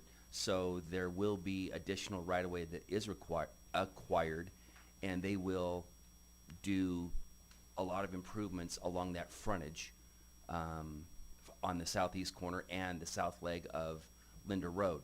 There is also another project that is coming and talking with us on the northwest corner. So there's a lot of movement for that specific intersection. It's important to note that this intersection is more than a quarter mile west of this project. Okay, thank you. I have a question for Troy. Councilmember McPherson. Back, rewind, 2008, 2009, when this was originally annexed, it was platted then, correct? Councilmember McPherson, actually, it was approved, yes. Preliminary plat was approved So back then. So, from that day forward, we've been doing this all wrong, because there was already a traffic issue when that was platted in 2008 or 9, and all these other subdivisions were put in, not accounting for what this one had the potential to bring whenever it broke ground. Is that a fair statement? Like, we've been doing it wrong all along. Yeah. This was already in the problem. works, Yeah. but subdivision B, C, and D over here came in later, built. Oh, now we got a traffic problem when they already had, it's like sewer obligations, right? Yeah. This has sewer obligations already in the works. Others had to come in and buy into it, and then for them to say, well, the pipe's full. Well, they already had a piece of the pie. Does that make sense to everybody? Like, I think we've been looking at this, yes, it's a traffic issue, I agree 100%. I drive in it all day, it's horrible. But I think we've been doing this all wrong, where this was already accounted for, so maybe Patagonia should have never went in because of the traffic impact happening from this down the road. We didn't know when it was gonna happen, but growth is inevitable, it's gonna happen, and the only way to control it, or to, Yeah. you know, make it better, I mean, it is what it is to control it, and we haven't controlled it in the aspect that we didn't account for all this previous approved development, that now they've come forward with their project, they're ready to go, they already have their piece of the pie, they have their sewer connections and a plat from almost 30 years, 20 years ago, and now we're saying, oh, no, the roads are full, whatever. Well, yeah, they're full. They always have been, but, and I'm not saying that it's good or, you know, gonna get better. It's obviously always gonna get worse. This valley's growing, but we've just done this all backwards. Yeah, well, I think that's probably up, you know, once we get to debate, right? If we have quite, well, I guess we can wait till we close and debate, you know, or just discuss that. But yeah, I see what you're saying. I didn't have anything further for Troy. Any further questions for staff? Okay. Not yet.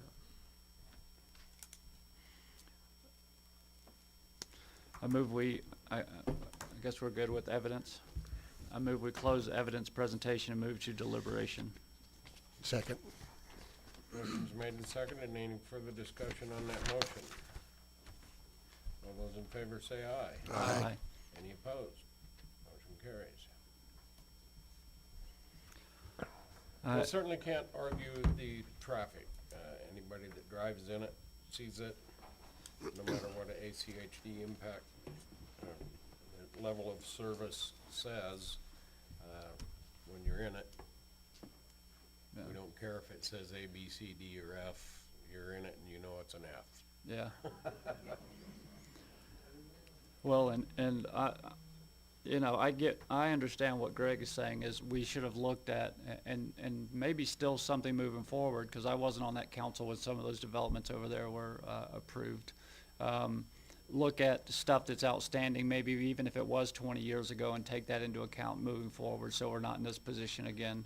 But I think that's hindsight, and I think when we look at this project, like she said, this is like 8 developments in one, right? Even it's gonna be over a certain amount of time, we still have 3 that are currently moving on 10 Mile.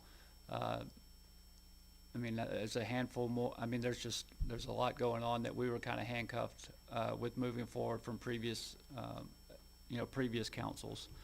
I think the traffic has become not only a hazard, but a quality of life thing for our community as well. And at some point, maybe we need to take a step back and look at all the projects and have a traffic study of the entire area of what it's going to look like. Because I think that, when she said, yes, we look at certain developments, maybe they're not looking at some that were already approved that haven't dug ground yet, that's going to put us back in the same problem.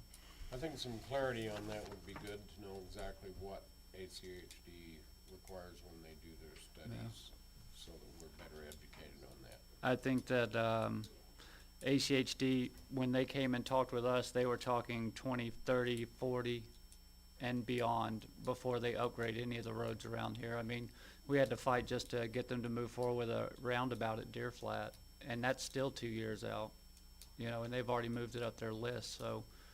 It took quite a few years just to get a traffic light at K&M. Yeah. That was a dig and claw for a while. And now this is nothing on the developer. I think he's gone a long way with bringing schools on some of the developments, easing capacity, giving land, doing everything that he could. But me personally, I'm not comfortable with adding this layer, the traffic that will impact 69 and the roads around it. So, but I'll listen to what everyone has to say, and then we can kind of decide. I'll speak. I guess I agree with the traffic issues, which we don't want to belabor anymore. But it's not just traffic; it's safety, and I think safety should be paramount when we're designing our city and paying for the sins of our predecessors. I guess that's kind of what we're facing here. And I'm not saying sins as in this is a bad project, because it made sense in 2008. To 2025, it's a little bit different. But I'm going to go right back to the schools. I understand and can appreciate that there's an agreement between the schools, and it would be nice to know what they are doing to mitigate this, because quality of life is, as far as I'm concerned, for our children of our community. Adding possibly 700 or more students, even if we just go by the 600 plus development for right now, that's still 300 to 400 students potentially in CUNA School District that we may not be able to handle. We've got to trust the school's judgment, but we also had the schools here a week ago or 2 weeks ago for a 88, was it 88? I think it was the development, and they didn't support that one, referring to school capacity. So, which is it? I just we always wrestle with that pretty much every meeting. So that's all I have to say, sir. Okay, well, I do this developer in particular has actually brought charter schools in to build a school so that those are funded, and I don't know what agreement is with the school on this property, but that same thing could be done possibly here, but I don't know what kind of agreement's been made with the school district on property there, but. And I think the previous developments had said, hey, we've identified a school who's ready to come here. And even if Yeah. this is a 8 to 8 year, 10-year project, with what ACHD is doing, with everything that's going on in the north and on the east of the county now with Micron, they may be the only improvements they do are those, you know? And we've seen some of the queues that we sit in now, towards Hubbard and up 69.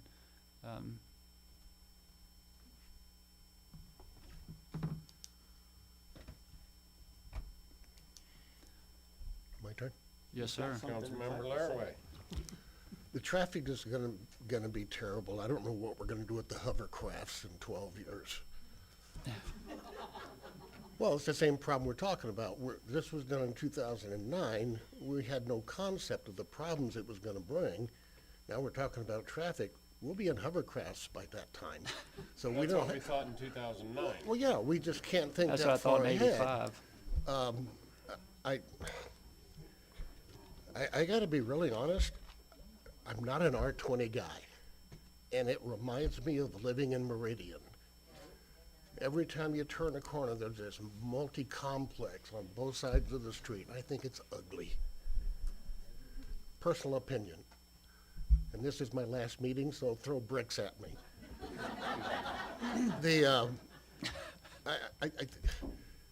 This is a huge project. You know, we're used to something a quarter this size having these kind of discussions. I don't understand why R20 superseded commercial buildings down Highway 69 to where it's Kohl's, a Target. That I don't understand that. Of course, I'm not the developer. You want your wife to go shopping, don't you? What's that? You want your wife to go shopping, don't you? Well, anyway, I hate coming to these meetings and listening to the public talk about traffic. I completely agree with you.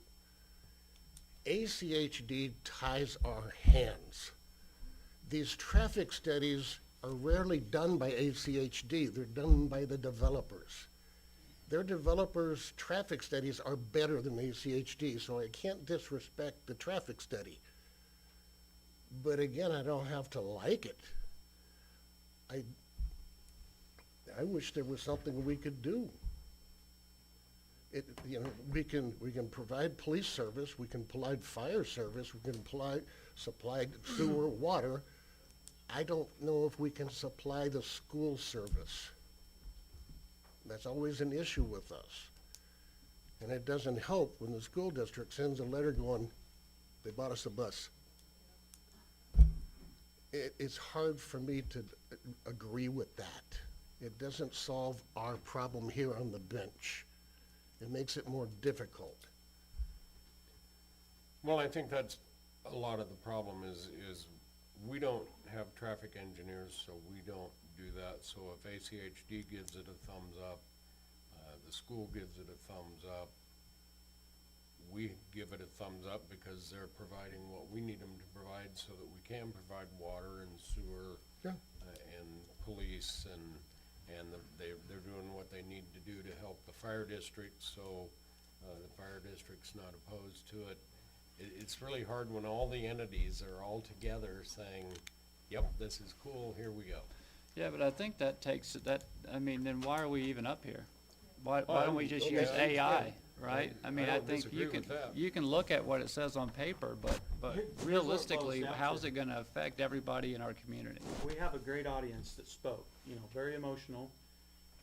Tempers were up a little bit in some of the conversation, you could tell.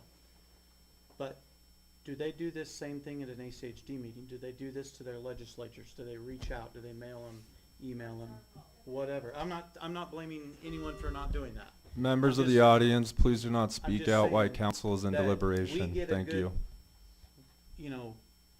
Audience here to speak to us, and we leave these meetings sometimes with egg on our face. It happens, or bricks in your case. But we're only one level of this. you know, so many of these other levels could be addressed, school board meetings, ACHD meetings, ITD meetings, the legislature. How many people ever, do you get a lot of people that mail you, email you, whatever, and complain about traffic in schools and on and on and on? We are one voice here, but like the mayor said, ACHD went, yep, fire department went, yep, schools went, yep. So we are the final step of everything was in line, and like John said, we might not agree with it. I drove 140 miles in this garbage today, in a semi. I mean, I'm not in a little car like yours or an F-150. I'm in an 18-wheeler with 80,000 pounds of grass on it. Yeah. It's tough. It's tough to bear these roads. It really is. Yeah. But they have given it the green light, so we cannot like it. But what we're up here to approve or deny is what Troy said. It basically is a 3-point-something acre chunk that's a rezone. The rest of this has been approved a long time ago. I'd look at that different. Even though it does say, hey, we can do it, I think we are seeing, they may put it on paper, but it's vastly different than what it had. And I wasn't elected by these people to sit up here and say, oh, well, they say we're good, moving on forward. They want us up here to really look at these decisions that we're making, you know, and not just check a box, not be ACHD or the fire department or whoever else and said, well, it looks good on paper. You know, I mean, maybe we do get challenged somewhere down the line in court, and maybe somebody uses some logic of reason and say, hey, maybe they're wrong. The part of the problem, and this is gonna sound really bad, but again, it's my last meeting. The problem I see with this is ACHG checking a box, ACAD gets money out of it. Fire district gets money, or a building out of it. Everybody's getting something that has checked the box. We're stuck with holding the bucket. And we I have a agree. public that is going, we don't want this. I agree, but in this particular project, it was approved before all of those other projects that spoke, with the exception of Jugat. Before John. And before any of us, and probably anybody over there as well. Or maybe Troy might have been on some of that, I'm not sure, but I agree, it's wrong on so many levels, traffic and schools being the top two. It's a nice product if, you know, it's laid out good. Maybe the commercial and the R20 could How be. is it laid out good? I'm just asking. How much has it changed since the initial concept in 2008 or 9? Did you look at those? I wasn't here in 2009. I know, but you haven't looked at any of those? Just these. Lot sizes are better to meet current standards and everything. The project's changed multiple times and got better with each thing, but I don't see how we. Sometimes I'm trying not to look too far down the road, but a lot of it depends. I know this is going to sound bad. It's going to depend on who the builder is. Sure. Because part of the problem is you throw this R6 in there, it looks really good, but you put a 2-car garage, and all of a sudden all the cars are parking on the street. So we're I creating agree. a problem. I agree with that. But then vote with me. How do we say no to something that's already approved? How am I doing? Am I hanging in there? You're doing good. Anyway, I understand where you're coming from. I understand your side, all of your sides as well. My It's a job tough tells me you're right. My heart tells me I'm wrong. And maybe that's something we look at as just a broad moratorium until we can figure out what the process is. Like, what does it look like? Why are we not factoring in all of these neighborhoods? Mark's grabbing his mic. If I'm allowed to speak, Mark Bybee, city Mark attorney. Bybee, go If ahead, you don't yes. want any input, I won't weigh in, but when I hear the word moratorium, I feel the need to weigh in that there are legal limits on what a moratorium can be, only up to 180 days, and then if you're gonna extend it, you're gonna have to have cause to do it. You're gonna have to identify the reasons why you're entering a moratorium, like what you're working to fix. So I know it's a political talking point that comes up, but it's a legally loaded political talking point. And I did my research before I used the term. Okay. I know what it would take.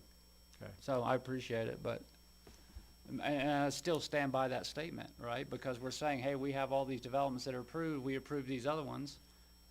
And so now how many have been approved that we're not even taking into account? We approved this one and we've got other ones sitting here. You know, at some point, we've got to look at what we want our city to look like as a whole. And it's just been, you know, and not because we want to, just because we've been handcuffed to do it. how many other projects out there that I'm not thinking of right now that'll be coming up because they were approved by our predecessors years and years ago. I think we've all learned a lesson. Actually, we weren't even involved in it, but we're catching it. Is that when these developments are approved, hypothetically 2009, there should be something that says within 5 years this has to come before the council again. Because something that's 16 years old is biting us. And it just doesn't seem like, it doesn't seem like it's fair to the public or fair to us to be obliged by something that was 16 years ago. That everything has changed dynamically, traffic has changed, the roads have changed, impacts changed, everything's changed. But we're still obligated to 2009. It just doesn't seem right. I guess my final thought on this is the school did check off on this. Going back to the school thing, the school did check off on this. However, if they aren't going to provide us how they're going to mitigate, and I know they're not legally bound to, how do we know that the capacity is going to go? It's going to go over for the entire school district. That's a safety issue, and it's a quality of education issue to me. Well, and they're checking the box too, saying, oh yeah, well, we've got this school lot. They have no bond in sight. So if you look at the whole pie, they can't really check the box because they don't know. They're saying, yeah, we got a piece of land, but what are you gonna do with it? I don't know. It's a park. That's what it says, school slant park. Well, I'm just saying, if the school doesn't move forward, right, but when they sent us a letter and said, oh, well, we're checking the box, they really don't know. And it's Yeah. for that, the quality, going back to what Troy was saying, the technical stuff. I'd like to have more. Technically, they did check the box, but I'd like to have more clarification of, yes, we have a school piece of property here. We know a school's gonna go there to offset some of that issue. We don't know. How are they gonna mitigate? Yeah, we do not know right now that a school's gonna go there. Because based off what we've been told numerous times before, there is no mitigation. But like the other ones we've looked at, hey, this is a school site, here's the school, they're building here, they love CUNA, we know they're gonna build here. Well, I think we've been on here long enough to know that there's a priority for a school across the railroad tracks. That would be the first logical place to do it. Second would be over on the other side of Highway 69. This is third place in my thinking. But we've kicked this to death. None of us like it. Yeah, But we're stuck with it. not me. Legally, That's for a judge to decide, right? I mean, we're like, really, what, are we just gonna be and say we have no choice but to do it? that's his thing. Well, he's getting paid to say what. I mean, I'm serious. This is 8 developments. We weren't put up here I mean, and we've pushed stuff through because we've had no choice, but this is 8 developments we're looking at in one. We do not know if a school is actually gonna be provided there or show up, and we know the traffic's gonna be way heavier than what the traffic study says. I don't disagree. So, forward think again, because we didn't do that in 2009, right? We don't do anything here with this. Then we get sued. Now, that was a great use of our taxpayer dollars, because it's gonna be how many millions in court, and then a judge may or may not say, build it anyway. I mean, the what ifs, what if a frog had wings that wouldn't bump its butt on the ground, right? I get it. I can But only make the decision from what I'm looking at and what I've And I respect that You about know. you. You vote the way you say and what you think and express. I get it. To me, it's, I don't know. I've said a lot, so. I'll say it for you, it's my last one. Yeah, I've said a lot. I'll entertain a motion. I think that we know where it's at, and where we're going. I don't have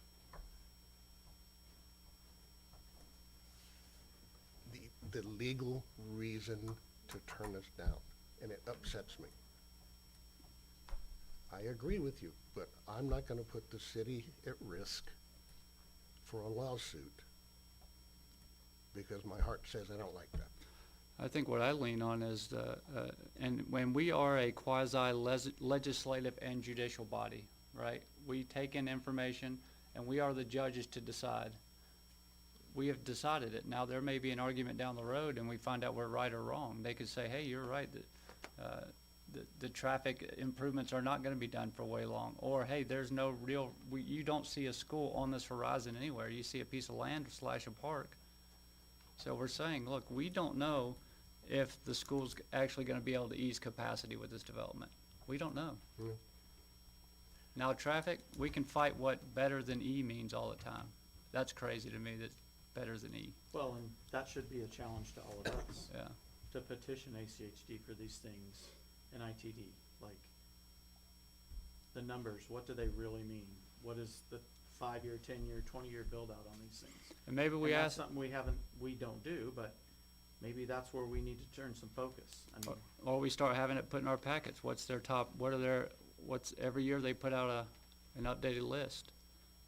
Put it in the packet. What roads are updated in our city? You know, that way we know, we can look at it and say, hey, these aren't even on it. These aren't even nowhere near on it, so. Or a 5-year plan, or, you know. But for me, I'm gonna lean on the fact that, yes, they are getting a school site, but I do not know if there's gonna be a school there. And we know everything's at capacity with the schools. I agree wholeheartedly. I do. So that's where I stand. It's rough, man. I used to farm every said acre of this entire development. I mean, that was my livelihood. I worked on all that ground there for 15, 20 years till it was sold. Land changes hands. Development happens. 08, 09 come along. A different person bought it. Here we are now. Who'd have thought, right?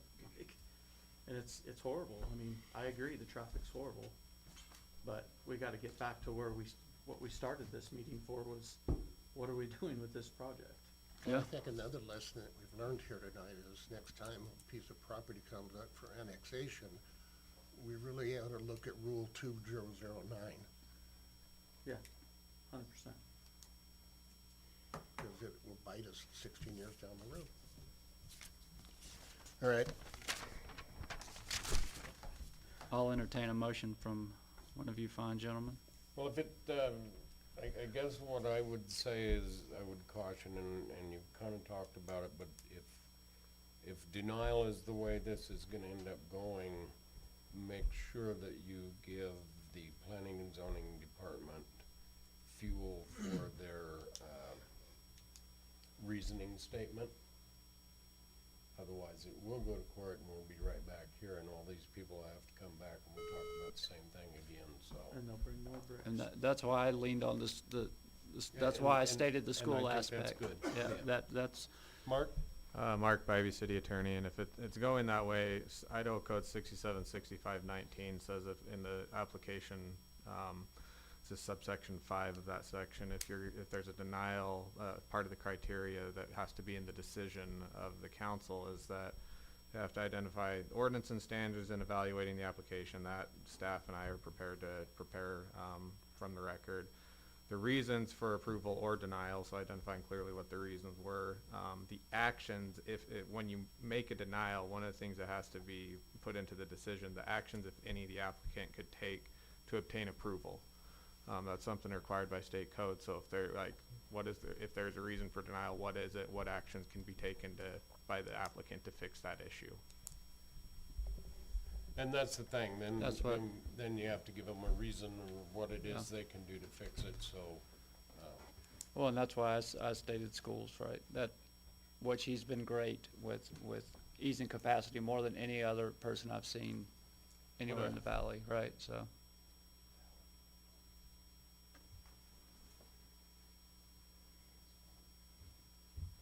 We approve that. Yeah, and that's our section of code. Right. Right, yeah. So that's what, the section of code we updated that says if schools are not at capacity, we have a section of code in our city ordinances that we can deny a project. Remember we updated that when we did our code rewrite? Mark Bybee, City Attorney. I'm probably gonna have to defer to Troy on the particulars of the city code because he lives and breathes it far more than I do. So I do know that there's some stuff put in there about considering city, or, impacts on the school district, but that's getting, what I recall is pretty consistent with the language in state code as far as, providing for mitigation, and that's, No, this is 5-8-103. okay, so I don't know that off the top of my head, that section you're referring to, sorry. Troy, are you familiar with that? He's gonna look at it real quick.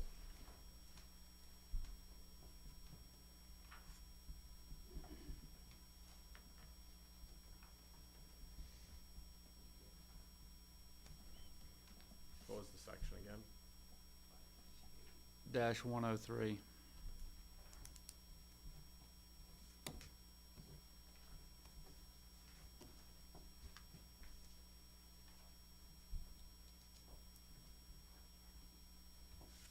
I just don't think traffic by itself is a reason to deny it.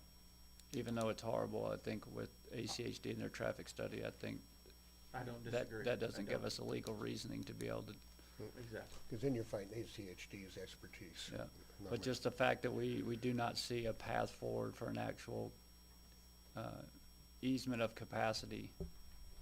Because, So, Councilman Bruce, just jumping to try and answer your question more specifically, the language, from City Code 58103D4, it says pursuant to Idaho Code 676511, the city shall give particular consideration to the effects of any proposed zone change will have on political subdivisions within the city's planning jurisdiction, including school districts, to provide services. Therefore, evidence of demonstrable unmitigated adverse impacts to a political subdivision may provide the basis to deny an application. I do need to address, though, that this is in the rezoning process. This is a rezoning application item or code section. The only rezoning happening here, if I understood the presentations correctly, was rezoning a current parcel that is a public lot to a C1 lot, and then also rezoning one that's going from C1 to public, and the other one's going from public to C1. And so you need, if it's gonna be tied to a zoning issue, you need to connect how that zoning change is creating demonstrable, unmitigated adverse impacts on the school district, going from a public to a C1 or C1 to a public. does that answer it? So the schools are not in that section? I tried. Yeah, no, I was just answering your question for you, so. Oh, well, I'll stand for a motion. Mr. Biggs, make a motion.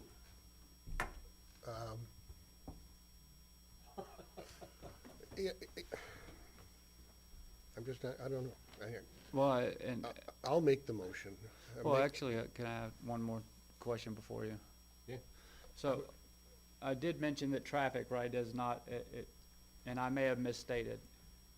Since we are a legislative body and a judicial body at the same time, looking at the data, does traffic give us a standard for denial? I'm gonna correct some of what you said right there as far as. Quasi. You are quasi judicial in the capacity you're acting right now. The things you're doing at this moment in time are not legislative. Right. I'm just saying, I just meant like as a body. I know as a body you are, but I think it's important, really important to distinguish that when you sit on land use decision-making, you are acting in a quasi-judicial capacity. If this was an annexation, it would jump into legislative, but this isn't annexation. You're being asked to make a decision about a plat application, a CUP application, and a rezone application. And so you're not acting legislatively right now. You are acting quasi-judicially, and as far as, standards being applied, when you talk about traffic, I think those issues are reached to rezoning questions that are much more about okay, this is going from, let's say, pulled into if it's coming from the county, pulled in from ag, getting rezoned to something else. Those traffic analysis, in my opinion, are critical at that time of rezoning. But when you're getting down to platting decisions, you heard Troy use the phrase technical compliance. And it's because we're looking at, okay, what are the requirements for the plat? We're now taking this big lot, splitting it down to smaller lots. What technical standards must we comply with? And so the zoning designation that's been assigned is really important, because there's gonna be limitations on on the size of lots. There's gonna be standards related to the like the size of streets. Those are the technical compliance standards that are being considered when you're looking at platting, because ultimately, like when you look at code, like what's a plat?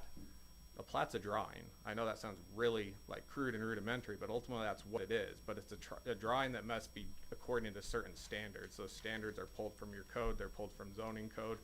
You'll often have design standards. In this case, ACHD is the body that influences street design standards. It influences these traffic questions. And so when you look at plats, you're really looking about, does the drawing comply with the standards that these drawings must comply with? And you mentioned rezones or annexations, but how would we make that decision if there'd be no traffic study at those? I mean, that's a fair question. If we're going to approve a certain density, why are we not engaging in a traffic impact study? That's a fair question, because that's where you're going to assign density that's gonna have future, ramifications. And this council today, is my understanding, you're not being asked to make any Yeah. density answers other than. Yeah, and that was just a question. Yeah, no, it's a fair question. I'm not sure I have the answer for you. All right, you can. That answers my question.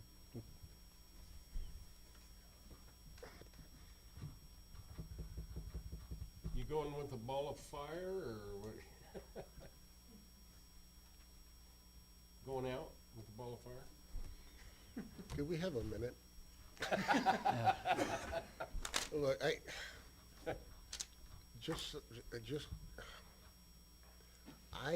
I'm not gonna do, okay. I'll make a motion that we approve case number 25-01-PUD, also 25-04S preliminary plat, and 2503ZC, and they follow staff's recommendations. There, that's the motion that's on the table. Okay, we have a motion. Do we have a second? Second. And I'm gonna get the bricks, cause I'm closer than you.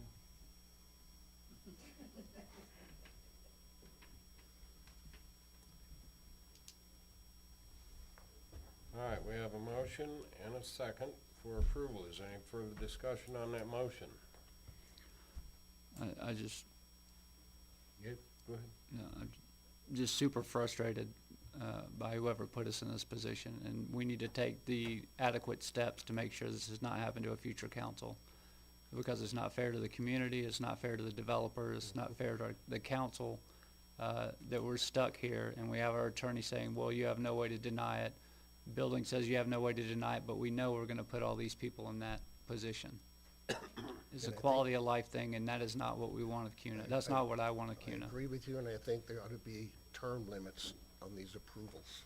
5 years and it's done. Yep. I agree too, I do. So I whatever think that, could whatever, be actually part of a development agreement, that it has to be whatever that at looks least like. started at whatever point. Troy, do you hear that? I'm sorry, go ahead. I was So we're talking with the city attorney. about time limits on beginning. So if an approval is made, I don't know if it's part of the development agreement or what, but there's a 5-year trigger. It needs to be started by then, or Yes, code does, sorry, for the record, Troy Buchanan, CUNA DSD. There is a time limit. This approval will be good for 2 years right out of the gate. And if for any reason the first plat cannot be recorded, then it would need to come back for a time extension request. But you're talking about what we're doing That's here the tonight. pre-plat. We're talking about an entirety of a project. Like that. As long, I'm sorry. Go That ahead. happened in, that this was originally approved. That were, what, 18 years, how many years? Yeah, if it was 2009, 16 years. that time would have expired way before now. Correct, and technically, the reason why we're back here is because the pre-plat and the special use permit and all of those things that are related to technical compliance, they did fall down. But the zoning was in place and the development agreement remained. Those do not have time limits Right, unless but it's the built in. annexation can also be. Annexations do not have That's time what I'm limits. talking about. Yeah. So there could be a development agreement that starts a trigger that brings us back to point zero if something doesn't happen within 5 years. Not back, we know we're back to where we are because of the timeline and all of that, but I think we're talking about the entirety of the project, so we don't end up here again. And I'd like to also see, you know, a list of all the upgrades from ACHD and ITD of what they're, you know, what they're preparing in the packet in annexation, so that we know before any of these get approved, how far out they are, so we're not going back and forth with.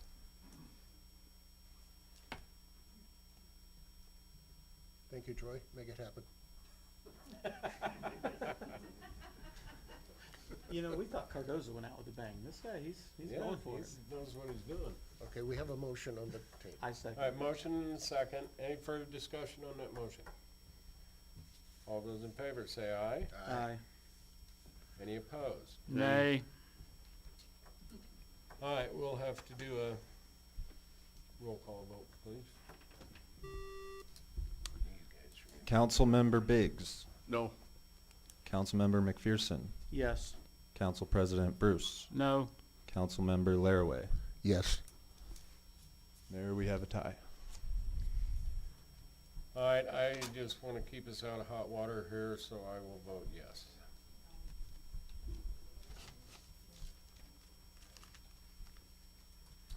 That motion carries.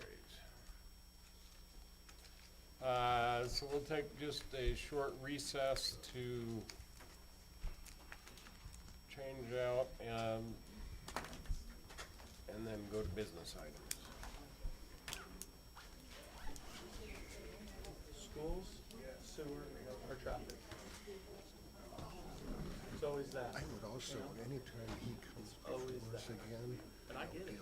I Yeah. don't like it either. he does it